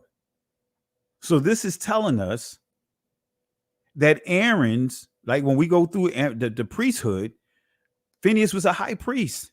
Phineas is a popular name among the priests, among the Levites. So this alone will tell you that the Levites, just starting with the Levites, which Moses is part of, descended from the Levites. This will tell you that Moses is a Negro. What? Aaron is a Negro. What? Is a Negro. What? And guess what? The Messiah is a Negro. What? That's right, family. The voice, the sound of many waters. In other words, this is describing the authority of his voice, mouth of brass. Right? Mouth of brass. So Phineas means mouth of brass, the Negro. So when we go to the definition here, notice what it says here. It says mouth of a serpent. In other words, this is dealing with judgment. Right? The name of 3 Israelites. And guess what? These 3 Israelites that they highlight, they're priests. But notice what it says here. Again, it gives some of the names here, but the key is number 1, the son of Eleazar and grandson of Aharon. His zealousness for Yahweh averted a plague on Israel. Over 25 men died because they began to indulge in sexual perversions. You know, so that's when you start getting into what's that? I can't think of the name now. Baal Peor, right? This is where you start getting into the sons of the spirit of Belial, right? So Phineas took the life of an Israelite and an Israelite woman who was doing perverted things in front of the temple, while in front of Moses and all of Israel while they were mourning. He took their life with a spear. He took a stand for the perverted things that was happening. And because of that, the Most High made a promise to him and his lineage. So he averted a plague. Read up on it on Numbers chapter 24, Numbers chapter 25, and gained him the promise of Yahweh, an everlasting priesthood, and his family. Come on, family. This is just dealing with Phineas. Mouth of brass. If you, again, want to understand Revelation, Revelation chapter 1, this is the part where you get a better understanding of mouth of brass. This is the proper understanding of what it means, the voice of many waters, saying that the Messiah is being described as who? Phineas, the Negro. Come on, family. Come on, family. Y'all should be dancing off of this right here. Y'all should be celebrating off of this. Now, you know I want to bring the DuckTales in. You know I want to bring it in and just go here with it. Y'all know I want to do this with it. Life is like a hurricane here in Duckburg. Race cars, lasers, aeroplanes. It's a duck blur. I'm not going to give you the DuckTales. I'm going to go here with you. Some of you guys still want to hold on to this right here because of what I just proved with Phineas. Just Phineas, the mouth of many waters, showing that Phineas the Negro is proving that the Messiah is a Negro. I know some of you guys are going to want to do this and say this. It just doesn't matter. It just doesn't matter. It just doesn't matter. It just doesn't matter. It just doesn't matter. It just doesn't matter. It just doesn't matter. It just doesn't matter. It just doesn't matter. It just doesn't matter. It just doesn't matter. It just doesn't Y'all know y'all want to, you know, you got a couple of people that's trolling. You know, that's what they want to do. They want to say, well, you know, color doesn't matter. You know, color doesn't matter. You know, kind of like that Nassim guy, that Nassim Youssef. I would love to have a talk with him. I would love to have a talk with him. You know, Nassim Youssef, who did all of this talking about saying that we're stealing the Egyptians' culture and appropriating this guy right here. Now, the problem for me, it's not about color. It's not about white and black. This is a very reductive way to talk about things. This is the way that Americans talk about it. I'm very sorry. Like, I come from Egypt. Egypt has a very diverse color palette. People can look like me or they can look deeper skin tone like Anwar Sadat, who comes from a Nubian origin. It's not about black and white. It's not about black and white. It's not about black and white. It just doesn't matter. It just doesn't matter. It just doesn't matter. It just doesn't matter. It just doesn't matter. It just doesn't matter. At the end, doesn't matter the color of your skin. Shemai was Egyptian. At the end, doesn't matter the color of your skin. Shemai was Egyptian. At the end, doesn't matter the color of your skin. Shemai was Egyptian. It just doesn't matter. It just doesn't matter. It just doesn't matter. It just doesn't matter. It just doesn't matter. It just doesn't matter.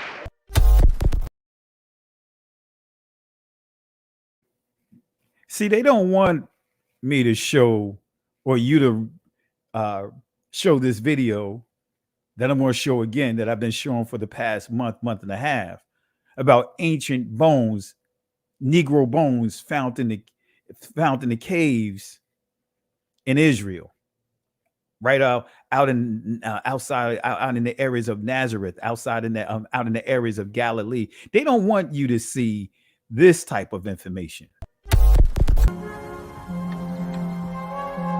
Their bones were discovered in Kafse caves near Nazareth in Galilee in 1933.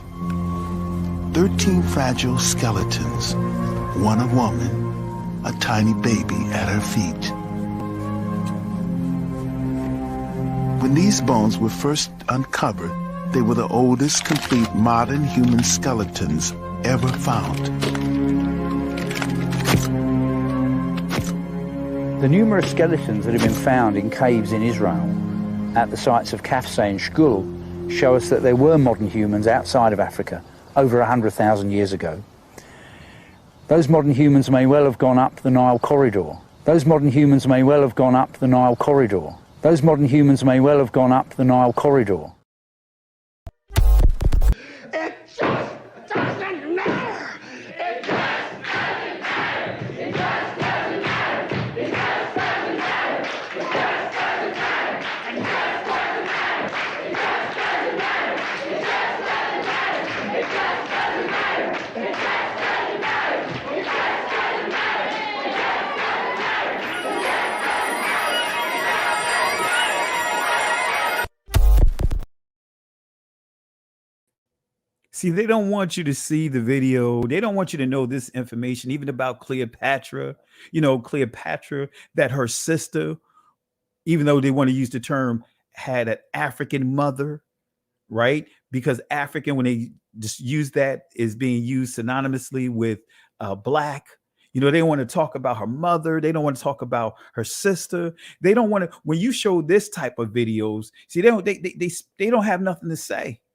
That's when they get into it. Just doesn't matter. They don't want to see this. It just doesn't matter.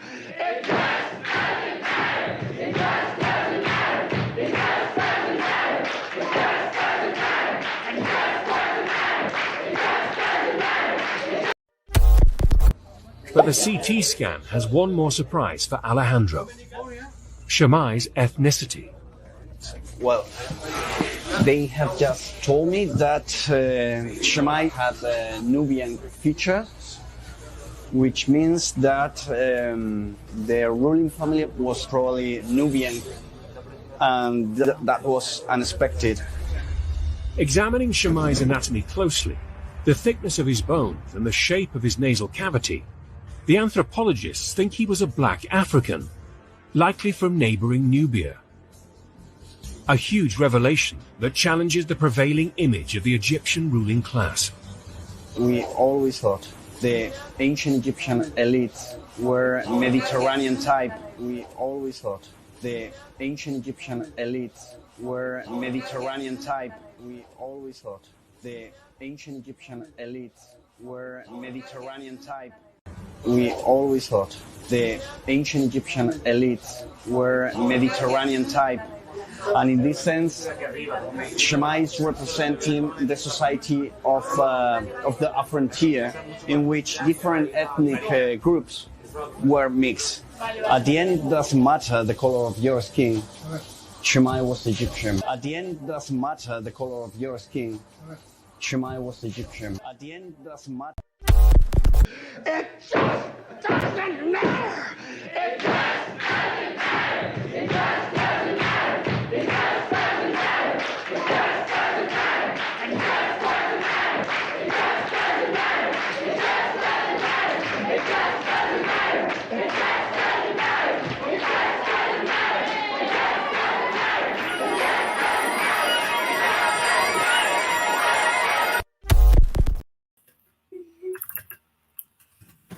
I bring Bailey on here, Abali, excuse me if I mispronounced your name.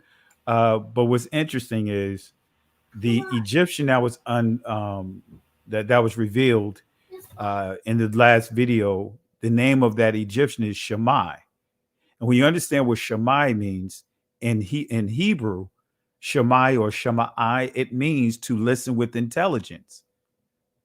So how you know, how can I put it? How convenient, right? Or, you know, or should I say, you know, the coincidence that Shammai or Shammai, whom that scientist was shocked at discovering, because when he said Mediterranean, right? When, you know, even though they'll tell you what the word Mediterranean, middle, terrain, land.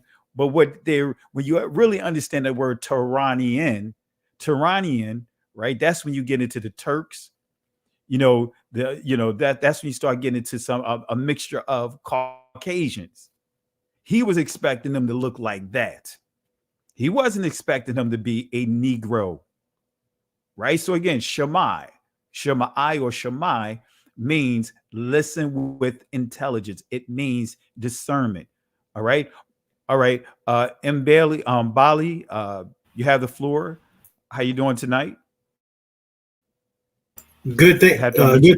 Hey, good. Thank you, Doctor. Yeah, I really appreciate your channel and your content. I was kind of happy that you showed that video where it talked about the findings of the family in Israel in the cave, where it talked about the Nile corridor and whatnot. Because I think there's a lot of us that's waiting to. I think we all know that there's obviously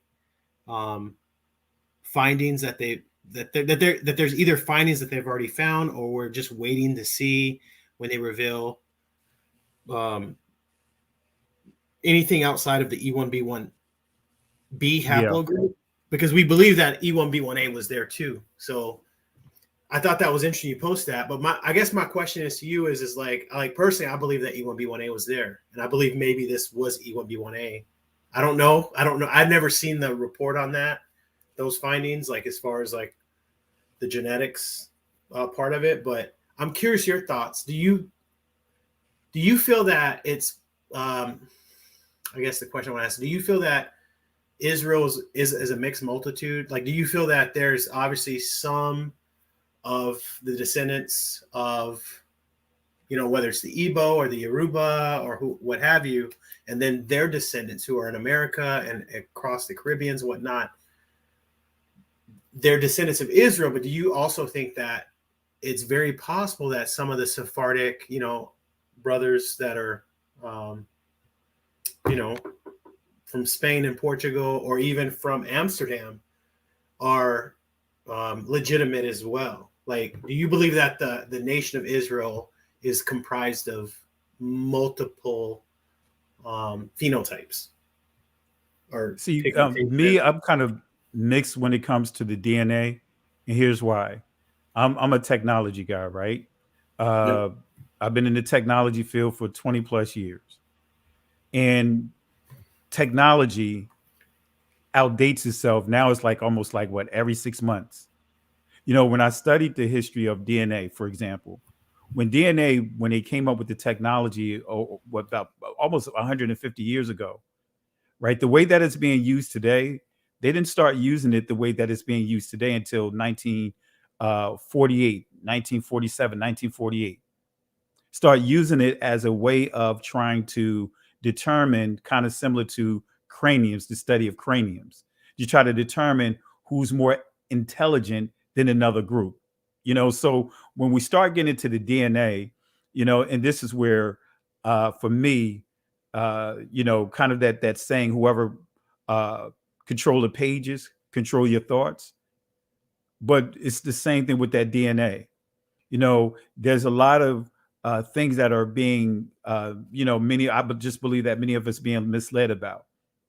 Like to your point, E1B1A, right? Or E1B1B. We know that E is supposed to be original to that area. But then you see these different haplotypes or haplogroups that are being created. I think the Y or J or whatever, which not Y but J, was created in about 20 years ago. So it's just, for me, is what did they use prior to here, prior to the way that they're using DNA now? What did they use? There's a source, I can't remember the source off the top of my head, have it in one of my notes, where when they were looking at the criteria of who are considered Israelites, they were looking at their culture. They was looking at, even within the culture, the language.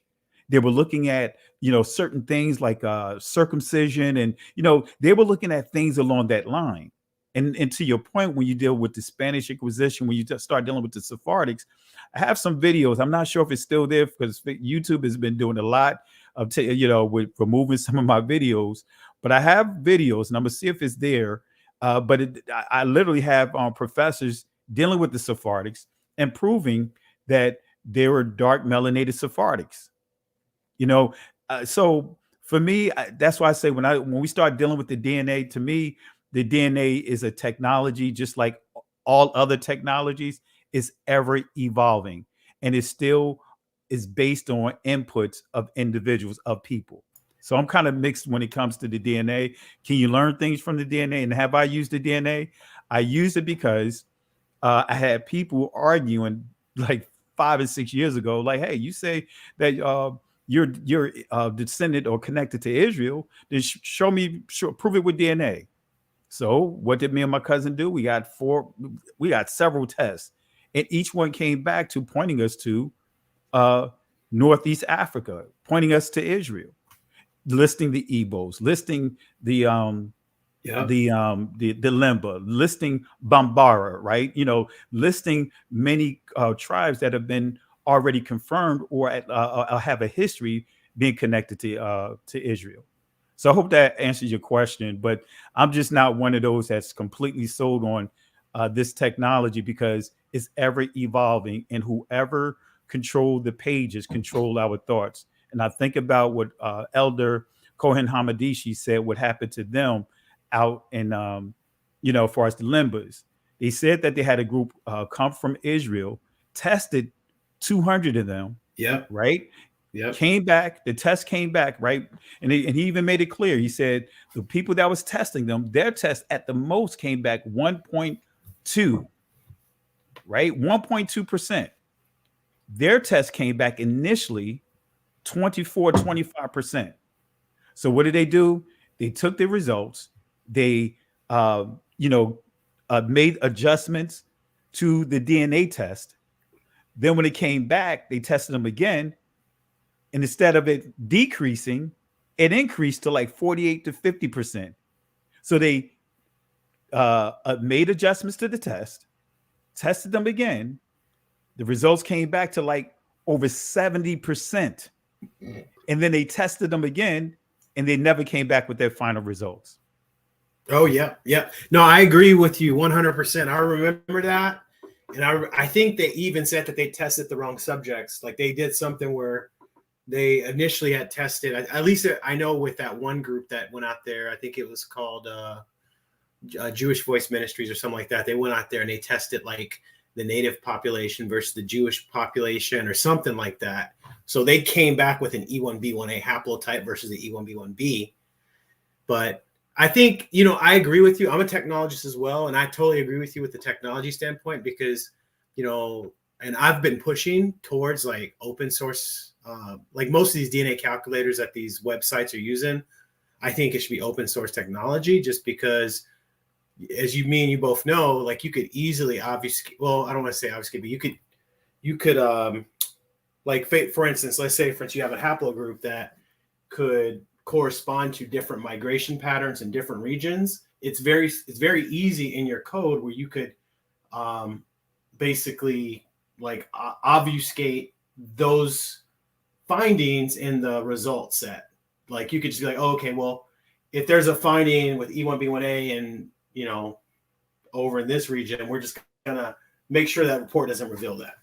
And I mean, it sounds a little conspiratorial, but I've seen some things with like My True Ancestry and other websites where with E1B1A, it'll show like, hey, you were in the Iberian Peninsula doing the Requincida, I think it's called. And then it just disappeared, right? And then you see other things like, I think they added a feature like about 6-7 months ago and it disappeared again. And the same thing. And it actually showed result sets in Israel and Lebanon. So it felt like there was, at least when I was seeing that, it felt like I was seeing like damage control.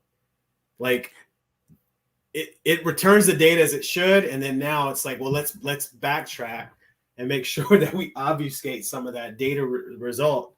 So it doesn't reveal in the report. So I think that's why I take screen prints. You're a technology that's guy. What I did. I take screen prints whenever I see my results. Boom! I take screen prints. So I have my screen prints of them showing E1B1A, and they you know how they do it on My True Ancestry. They take it all the way back. They go through the different errors, the different people, the different groups, the different territory. They take it. I mean, they took it all the way back. I was like, okay, let me screen print this. You know what I mean? Because it may change. 23andMe, what people don't know, like 23andMe got sued by the Jewish community because many of them results was coming back contrary than what they was expecting.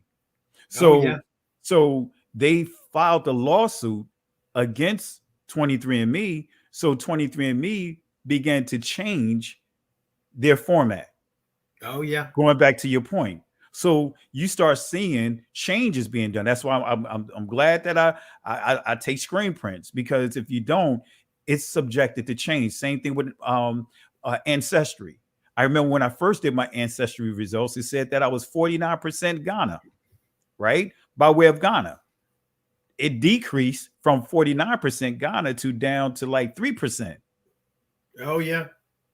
So that's why, again, going back to the point that I made, I'm not like some are. I'm not hooked into the DNA thing because I know how technology is. Just like you know that you can, just like statistics, you can make stats to reflect or support any particular argument you want by just tweaking it here or there. So I'm just not into the DNA like many are. I use it from a perspective when someone asks me, prove it. And then when I showed it and the DNA came back the way it was, like, okay, They just confirmed what I already knew because of my heritage, because of what was handed down to me within my family. I already knew that I was connected to Israel. Yep. No, I hear you. No, thank you, sir. I just wanted to get your input on that. Well, I appreciate you jumping on. Where you from? Phoenix, Arizona. Okay, Phoenix, Arizona. Okay. Man, haven't been out there in like ages. Like when I used to go out to Las Vegas from the military, we had to, do a few things out there, but I had to go to Las Vegas for a couple of TDY tours to visit for a short term. Oh, okay. Yep. So, but hey, I appreciate it, man. Anytime, if I'm live, feel free anytime to jump on. Just trying to bring up topics and have discussions on things that many don't want to touch on. Like tonight, just want to really deal with that Zondervan Bible dictionary, that many are using, and for me, that's not a good source to try to use to substantiate any claims about being connected to the bloodline Israelites. Oh yeah, yep. And if you don't mind, are you going to share some of the, like, if you don't mind, do you mind sharing? You probably already going to do it, but on your bio, do you mind sharing the links to the findings as far as that Israel, the caves and the bones and stuff? Because I saw that before, and then I haven't found it, and then you mentioned it again, so now I'm like, wait, I need that source. Yeah, I'll see if I can locate it, because I know I got a file. I got to look for my file here. It's not on this computer, but let me because I toggle between here and work. But I'll put the sources inside the description. If definitely not tonight, because I don't feel like doing it. No, that's all good. I saw it before. I had seen that same video.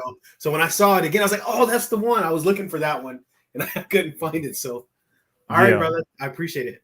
All right. Thank you. Thank you for jumping on, and have a great night. All right. All right. Thank you. You as well. All right. All right. Shalom. Shalom. All right, family. Well, I'm going to drop the link one more time. If anyone else want to jump on before we conclude, there it is. There's the link. And what else do we want to pull out? Anything but the Negro. Let's see what else we want to pull out here. Man, when I say it's so many nuggets, and also our sister pointed out Jeremiah, and even in that source that I used, Negro Beast, they made reference to Jeremiah. And when you go to Jeremiah, and I know how many teach it. Do I have it here? When you go to Jeremiah, many would teach that Quadara simply means mourning. The definition of it means ashy black, dark and ashy, rather. Let me see here. No, I don't have it in this one. I thought I had it in this one.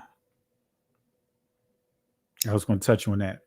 But here's some additional things from this lesson that I touched on. Man, I did this lesson years ago, and Sister Carol would tell you I taught this initially on Facebook, and man, it seemed like once I started doing these teachings, man, Facebook did all kinds of stuff to censor, to throttle my my bandwidth. So let me show you some of these things here, right? Wigs. This is stuff that they don't want to show you, right? These are wigs from the 18th dynasty. 18th dynasty wigs. And the only reason why you see like what appears to be highlights is because the chemicals that they use to preserve the mummies is what caused these highlights. And in many cases, it causes the hair to straighten. It loses all its kinks. So that's why you will see certain wigs like this one right here. Let me see here. Let me see. I think I have one here. Let me go here. I thought I had it here.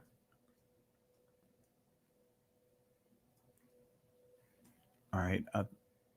Not that one. That's a video. Like this one here. Now you notice the braids here, but notice this image right here.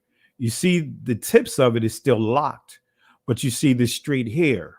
and if you're not careful, like what many would try to say, is that, hey, that straight hair represents, oh, that's Caucasian. No, the chemicals that they use to preserve the mummies, right, caused the hair to straighten out the way that it did. And that, like you see in this image here. All right, let me bring that image back up here real quick. Where is it? Where is it? Where is it? All right, so like you see in this image right here. Let me bring it back up here.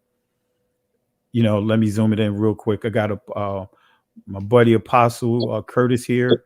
So I'm going to bring him on here in a second. So, but yeah, as you see here, I'm just going to zoom it in so you guys can see it. All right. So you see the tips of it is locked, but you see how this portion of the hair is straight. And that's because of the chemicals, right? That is because of the chemicals that will cause that to happen. All right.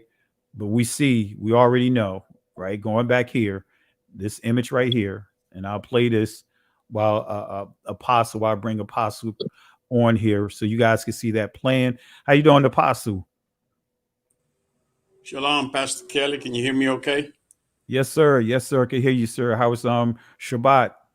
Oh, the Shabbat was awesome. I'm still in Houston. I'm at the hotel now, and we had an awesome time with our first Shabbat here in Houston, and it just went beyond our expectation. And so we are planning on being back down every 2 weeks to get everything started.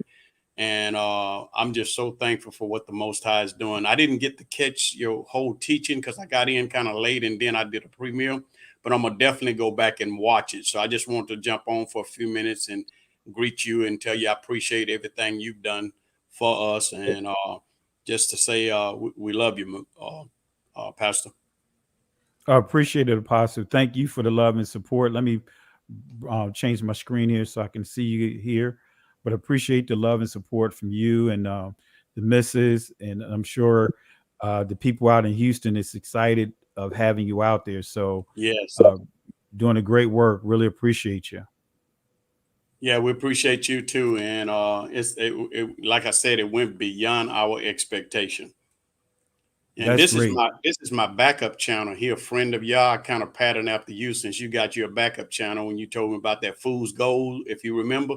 Yeah. So this friend of y'all's our backup channel. Well, that's good. That's good. That's why I now do all my my Shabbat services now on my backup channel just to keep it active and also kind of keep it separate from some of the trolls. Not many trolls go over there because many of them don't even know about it, but which is a good thing. Yeah. So yeah. Anyway, we just came on for a few minutes just to say hi, and we appreciate everything you've done, and just to thank you for all your encouragement. Appreciate it, Apostle, and I'll definitely reach out to you tomorrow. Okay. And tell the missus we said hi, and miss you guys. Look forward to seeing you guys really soon. Okay, sounds good. Shalom. All right, shalom.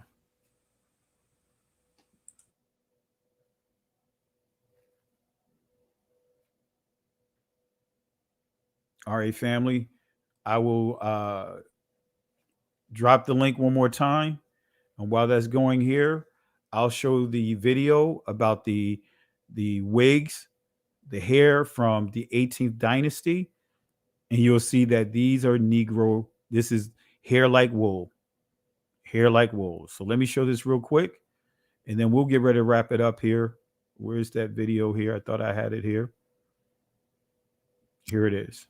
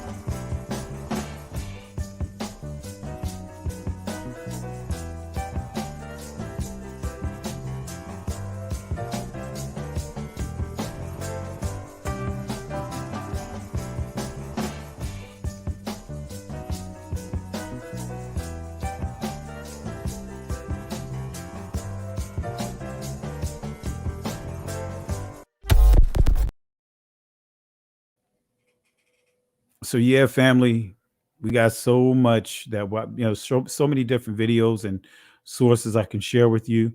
But like I said, we have it right in front of us. We have it right in front of us. We have it right in front of us. All right. So I really appreciate you guys for the love and support tonight. I'm not going to prolong the hour, but I really appreciate you guys for jumping on. And again, here's our, anytime you speak this truth, don't get discouraged when you see or hear responses like this. It just doesn't matter. It just doesn't matter. It just doesn't matter. It just doesn't matter. It just doesn't matter. It just doesn't matter. It just doesn't matter. It just doesn't matter. It just doesn't matter. It just doesn't matter. It just doesn't matter. It just doesn't The end, in the words of Moses, or should I say the Most High, Yahweh, that he gave to Moses to encourage the children of Israel in Exodus chapter 14, verse 13 and 14. When Israel, they were dealing with, they came across what appeared to be a dead end, and they began to panic. They began to have regrets because their past caught up with them. So the words that Moses, by way of the Most High, had to use to encourage them and also to remove the confusion that was among the people. These were the words: fear ye not, stand still, and see the salvation of Yahweh. These Egyptians that you see here today, you don't ever have to deal with them ever again. They will never have power over you ever again. The Most High will fight for you. But here's the kicker, family. You have to hold your peace. Can't go back. Can't stay here. Keep moving forward. Shalom. Listen, Genesis chapter 11, verse 10 explains the genealogy of Shem. Shem was a black man in Africa. If you repeat this back, Genesis 14, verse 13, Abraham steps on the scene. Being a descendant of Shem, which is a fact, means Abraham too was black. Abraham, born in the city of a black man, called Nimrod, grandson of Ham. Ham had 4 sons. One was named Canaan. Here, let me do some explaining. Abraham, Isaac was the... Jacob had 12 sons. For real, and these were the children of Israel, according to Genesis chapter 10. These were the children of Israel, according to Genesis chapter 10. These were the children of Israel. It just doesn't matter.